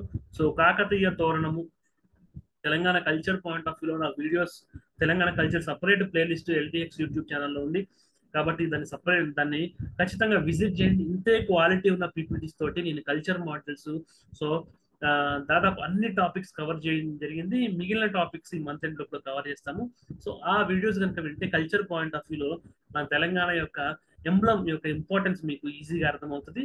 సో స్టేట్ ఎంబ్లమ్ లో ఒక కాకతీయ తోరణంతో పాటు చార్మినార్ మనకి కనిపిస్తూ ఉంటుంది. సో పూర్తిగా తెలంగాణ యొక్క ఆకాంక్షలు వ్యక్తమయ్యేలాగా దీన్ని డిజైన్ చేస్తాము. సో ఈ యొక్క న్యూ వెహికల్ రిజిస్ట్రేషన్ మాత్రం టీఎస్ మాత్రం తీసేసి తెలంగాణకి టీజీఏ కరెక్ట్ అని చెప్పేసి గవర్నమెంట్ భావిస్తుంది. So new vehicles in Telangana to get TG registration, new state emblem to be designed, all the vehicles will be registered in the name of TG fourth with. So ఈ యొక్క పొంగులేటి శ్రీనివాసరెడ్డి గారు చెప్పారు, Telangana cabinet decided to implement 2 more of the 6 guarantees. So ఆ 2 more guarantees మనం 200 units లోపల below కనుక current మనం consume చేసినట్టయితే ఆ బిల్లు మాఫీ. అదేవిధంగా 500 రూపీస్ కి లాస్ట్ 3 years యొక్క యావరేజ్ కన్సంప్షన్ ని బేస్ చేసుకుని, సో ప్రజాపాలనలో దరఖాస్తు పెట్టి తెల్ల రేషన్ కార్డు ఉండి మహిళ పేరు మీద ఎల్పిజి కనెక్షన్ ఉన్నటువంటి హౌస్ హోల్డ్స్ కి ఈ యొక్క యావరేజ్ కన్సంప్షన్ ని 500 రూపీస్ కి ఇవ్వడము ప్రీవియస్ కరెంట్ అఫైర్ లో మనం చూసాము. సో ఇవి కూడా ఇంప్లిమెంట్ చేశాము అని చెప్పేసి మినిస్టర్ చెప్పారు. సో క్యాస్ట్ సెన్సెస్, కుల గణన, సో తెలంగాణ గవర్నమెంట్ అవ్వచ్చు లేదా కాంగ్రెస్, సో సెంట్రల్ గవర్నమెంట్ లో యూనియన్ మన పార్లమెంట్ లో కనుక వాళ్ళకి మెజారిటీ వచ్చి గవర్నమెంట్ ఫామ్ చేస్తే కుల గణనకి వెళ్తామని చెప్పేసి, సో నేషనల్ పాలిటిక్స్ లో కూడా ఈ యొక్క ప్రామిస్ కు వాళ్ళు రిపీటెడ్ గా చెప్తున్నారు. సో క్యాబినెట్, సో ఈ యొక్క 6 guarantees, సో మనకి టీఎస్ ని టీజీగా మార్చడము, స్టేట్ ఎంబ్లమ్ ని రీడిజైన్ చేయడము అనేటువంటిది కరెంట్ అఫైర్స్ పాయింట్ ఆఫ్ వ్యూలో ఉంటే 6 guarantees అనేది ఒక రిప్యుటేషన్. అదేవిధంగా 65 ఐటీఎస్ ని అప్గ్రేడ్ చేస్తున్నట్టుగా cabinet decision. So cabinet decisions ని చెప్పడానికి పెట్టినటువంటి ప్రెస్ మీట్ లో భాగంగా ఈ రెండు విషయాన్ని హైలైట్ చేస్తూ మనం కరెంట్ అఫైర్స్ డిస్కషన్ స్టార్ట్ చేసాము. సో మిగతా డిసిషన్స్ విషయానికి వస్తే 65 ఐటీఎస్ ఉన్న స్టేట్స్ ని అడ్వాన్స్డ్ ట్రైనింగ్ సెంటర్స్ గా వాళ్ళు మాడిఫై చేయడము, న్యూ కోర్సెస్ ని ఇంట్రడ్యూస్ చేయడము అనేటువంటి ఇండస్ట్రీ డిమాండ్స్. సో ఈ డిమాండ్స్ తెలంగాణ ఎకానమీ క్లాసెస్ నేను ఎల్టీఎక్స్ లో తీసుకున్న క్లాసెస్ లో మీరు కనుక చూస్తే ఆల్రెడీ క్లాసెస్ చెప్పడం జరిగింది. రికార్డెడ్ క్లాసెస్ లో లైవ్ క్లాసెస్ కూడా మళ్ళీ కంటిన్యూ అవుతాయి ఆఫ్టర్ ప్రిలిమ్స్. సో ఇక తెలంగాణ ఎకానమీ పాయింట్ ఆఫ్ వ్యూలో skilled labour power, so skilled human resources లేకపోవడం కూడా తెలంగాణ ఇండస్ట్రీస్ యునైటెడ్ ఏపీలో అవ్వచ్చు, సపరేట్ తెలంగాణ వచ్చిన తర్వాత కూడా ఒక ఫేజ్ అప్, సో ఆ యొక్క మొమెంటం ఇండస్ట్రియల్ రెవల్యూషన్ ఉద్యమ స్ఫూర్తితో ఇండస్ట్రీస్ పైకి రాకపోవడం కారణం ఏంటంటే స్కిల్డ్ యూత్ పవర్ లేకపోవడం. సో దాన్ని హిస్టారికల్ ఇంజస్టిస్ అవ్వచ్చు, హిస్టారికల్ ఇన్ఎఫిషియన్సీని ఫుల్ఫిల్ చేయడం కోసం 65 ఐటీఎస్ ని అడ్వాన్స్డ్ ట్రైనింగ్ సెంటర్స్ కింద క్యాబినెట్ అప్గ్రేడ్ చేయబోతా ఉంది. క్యాబినెట్ లో దానికి సంబంధించిన నిర్ణయం తీసుకున్నారు. సో హైకోర్టుకి 100 ఎకరాలు, so remission of prisoners, so council of ministers headed by chief minister recommendation మీద గవర్నర్, సో రాష్ట్ర చట్టాలు స్టేట్ లాస్ కి లోబడి ఉన్నటువంటి ప్రిజనర్స్ కి ఒక రెమిషన్స్, సో వాళ్ళ యొక్క శిక్షల తగ్గింపులు అనేటువంటిది మనం చూస్తూ ఉంటాము. సో స్వతంత్ర దినోత్సవం ఆ పాయింట్ ఆఫ్ వ్యూలో ఇస్తూ ఉంటారు. సో వాటికి సంబంధించినటువంటి విషయాలు డిస్కస్ చేయడం జరిగింది. అదేవిధంగా హైకోర్టు, ఇప్పుడున్నటువంటి హైకోర్టు ఒక నిజాం టైంలో ఉన్నది. దాని యొక్క కన్జర్వేషన్ పాయింట్ ఆఫ్ వ్యూలో దాని యొక్క మ్యూజియం లేదా ఒక అకాడమిక్ సెంటర్ గా యూజ్ చేసుకుంటూ కొత్త బిల్డింగ్స్, కొత్త జడ్జి గారులకి, సో జడ్జెస్ కి ఉన్నటువంటి క్వార్టర్స్ అన్నింటినీ కూడా ఒక 100 ఎకరాల క్యాంపస్ లోకి షిఫ్ట్ చేయాలనేటువంటిది డిసిషన్ తీసుకున్నారు. సో అక్కడ ఉస్మానియా యూనివర్సిటీకి సంబంధించిన ల్యాండ్స్, అక్కడ ఫారెస్ట్ ఉంది అని చెప్పేసి రకరకాల ఇష్యూస్ మనం న్యూస్ లో చూస్తున్నాం. బట్ అఫీషియల్ గా మన గవర్నమెంట్ స్టేట్మెంట్ ప్రకారం హైకోర్టుకి 100 ఎకరాల కేటాయింపు, హైకోర్టు తరలింపు, దాంతో పాటు యొక్క ప్రిజనర్స్ యొక్క రెమిషన్ ఇచ్చేటువంటి విషయము, 65 ఐటీఎల్ని అప్గ్రేడ్ చేసేసి అడ్వాన్స్డ్ ట్రైనింగ్ సెంటర్స్ గా మార్చడం, ఇవన్నీ ఈ యొక్క సేమ్ టీజీ కిందకి రిజిస్ట్రేషన్ మార్చడము, స్టేట్ ఎంబ్లం రీడిజైన్ చేయడం అనేటువంటి నిర్ణయాలు తీసుకున్నటువంటి క్యాబినెట్ మీటింగ్ లో ఈ యొక్క మిగతా 3 నిర్ణయాలు కూడా తీసుకోవడం జరిగింది. సో ఈ యొక్క సింబల్స్ ని, రాష్ట్ర చిహ్నాలని క్లీన్స్ అంటే వాటిని శుద్ధి చేయాలి. ఎందుకంటే ఒక feudal mind set, dictatorial mind set, ఒక ఇల్ ఇంటెన్షన్స్ తోటి అవి డిజైన్ చేశారు అని చెప్పేసి, సో ఎలక్షన్స్ టైంలో కూడా ఒక హీట్, ఎక్స్చేంజ్ ఆఫ్ హీట్ అనేటువంటిది అప్పటి గవర్నమెంట్ లో రూలింగ్ లో ఉన్న పార్టీకి, ఇప్పుడు గవర్నమెంట్ లో ఉన్న పార్టీకి జరిగింది. సో ప్రజల యొక్క ఆకాంక్షలు, ఆస్పిరేషన్స్ కి అనుగుణంగా యొక్క ఎంబ్లమ్ని రీడిజైన్ చేస్తామని చెప్పి మనకి ఐటీ మినిస్టర్ గారు చెప్పడం జరిగింది. So 14th current affair, annual tree survey, very very important. Socio economic outlook 2022-23 point of వ్యూలో ఎన్విరాన్మెంట్ అనేటువంటి ఒక స్పెషల్ చాప్టర్ ఉంది.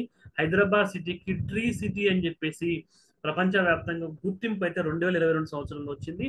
సో 2022-23లో ఉన్న డేటా ప్రకారం అప్పటికి వచ్చింది. సో గడిచిన సంవత్సరము లేదా 1.5 year లో ఈ ట్రీస్ యొక్క జనాభా ఏమైనా మారిందా, వాటి యొక్క సో ఒక ట్రీ సెన్సెస్ అంటే, ట్రీ సర్వే అంటే ఓన్లీ మనకి చెట్లు లెక్క పెట్టడమే కాదు, చెట్ల మీద డిపెండ్ అయినటువంటి బర్డ్స్ అండ్ యానిమల్స్ ని కూడా ఒక volunteer organizations, group of volunteer organizations city మొత్తం పర్యటించి చేయడం జరుగుతుంది. దీన్ని WWF వరల్డ్ వైడ్ ఫండ్ అని చెప్పేసి ఉంటుంది. సో ఈ WWF ఆధ్వర్యంలో February 10th ఇది చేపట్టారు. So world wide fund for nature India's Hyderabad office యొక్క హైదరాబాద్ చాప్టర్ అని చెప్పి మనం అనుకోవచ్చు. వాళ్ళు ఫస్ట్ టైం ఈ యొక్క ట్రీ సెన్సెస్ అవ్వచ్చు లేదా ట్రీ సర్వే అనేటువంటి దాన్ని చేపడుతున్నారు. Call Hyderabad annual tree survey, దాన్ని హైదరాబాద్ యాన్యువల్ ట్రీ సర్వేగా పిలుస్తున్నారు. The survey by volunteers AIIMS to explore the tapestry of trees and wildlife across the different parts of the city.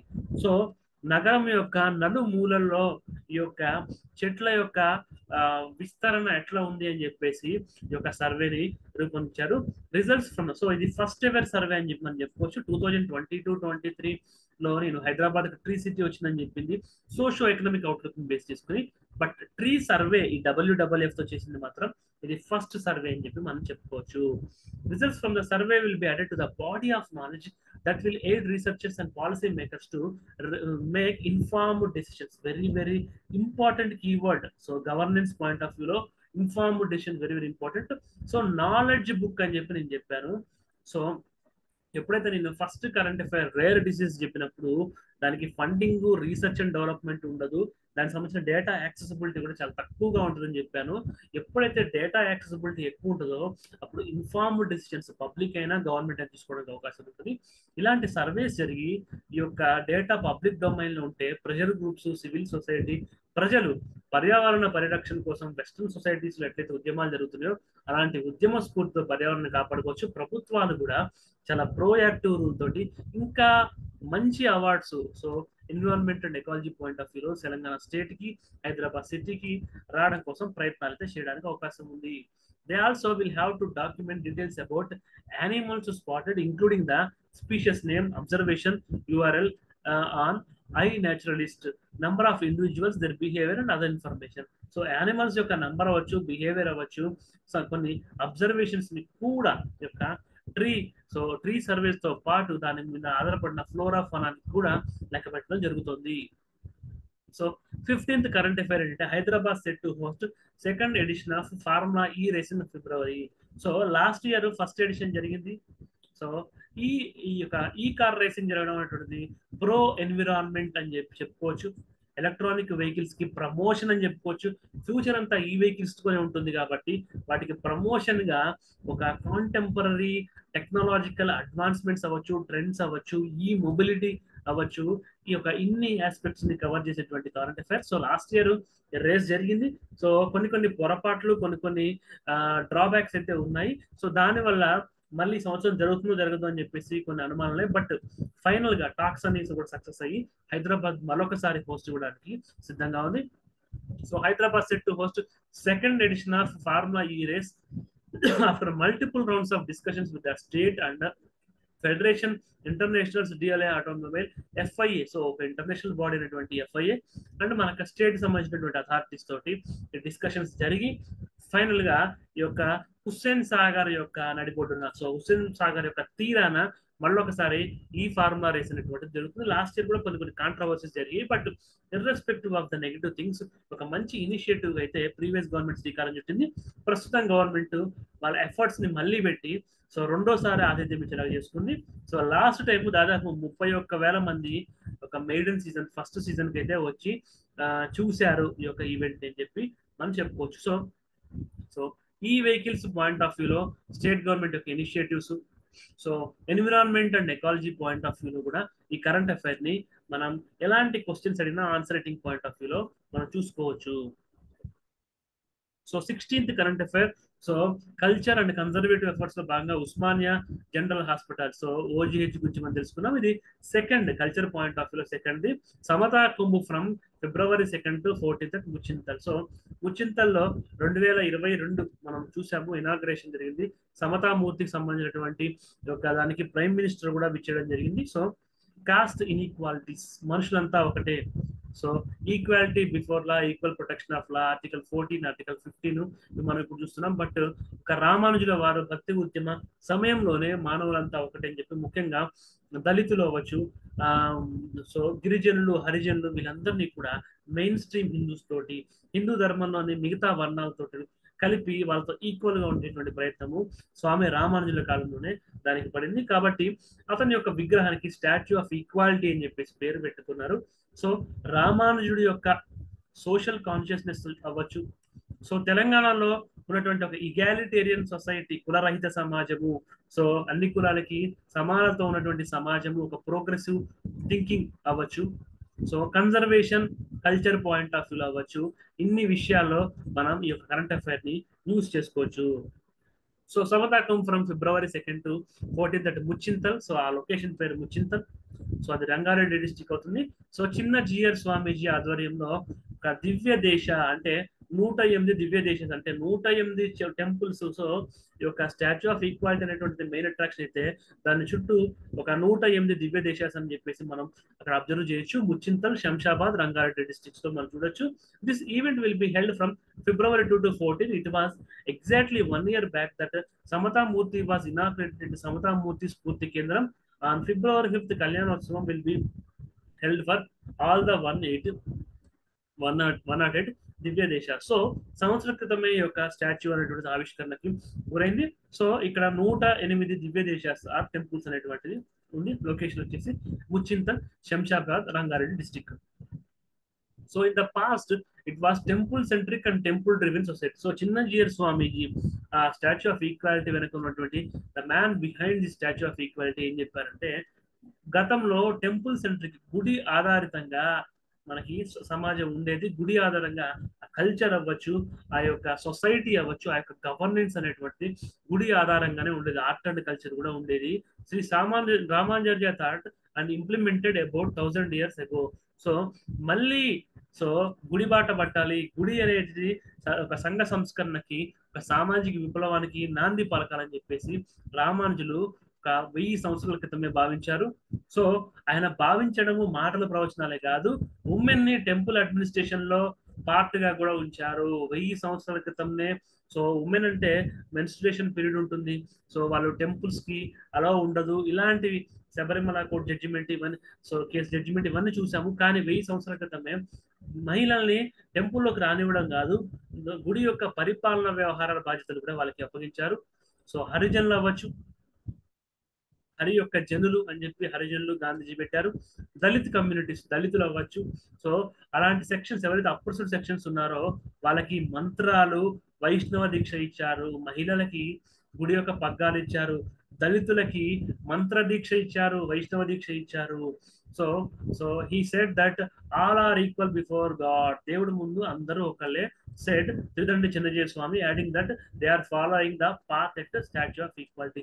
అదే ఆ స్టాచ్యూ ఆఫ్ ఈక్వాలిటీ యొక్క principle కూడా. హరిజనులు దళితులకి మంత్రాలు వైష్ణవ దీక్ష ఇవ్వడము, మహిళల్ని టెంపుల్ అడ్మినిస్ట్రేషన్ లో భాగస్వాములు చేయడము, 1000 సంవత్సరాల క్రితం రామానుజాచార్యులు ఏదైతే చేశారో అదే పనిని ఈ యొక్క సమతా కుంభ ఉత్సవాలు అవ్వచ్చు, సమతా మూర్తి అవ్వచ్చు, స్టాచ్యూ ఆఫ్ ఈక్వాలిటీ యొక్క ప్రిన్సిపల్స్ లో మళ్ళీ అవే ప్రిన్సిపల్స్ ని పాటిస్తామని చెప్పేసి చిన్నజీవి స్వామి చెప్తున్నారు. సో యొక్క కరెంట్ అఫైర్స్ మంత్లీ రౌండప్ ని ముగించే ముందు 50% ఆఫ్ తోటి 5000 రూపీస్ కి తెలంగాణ మాడ్యూల్ మనకు వస్తుంది, లైఫ్ టైమ్ యాక్సెస్. దీంట్లో Telangana economy, history, movement, geography, society, culture అన్నీ వస్తాయి.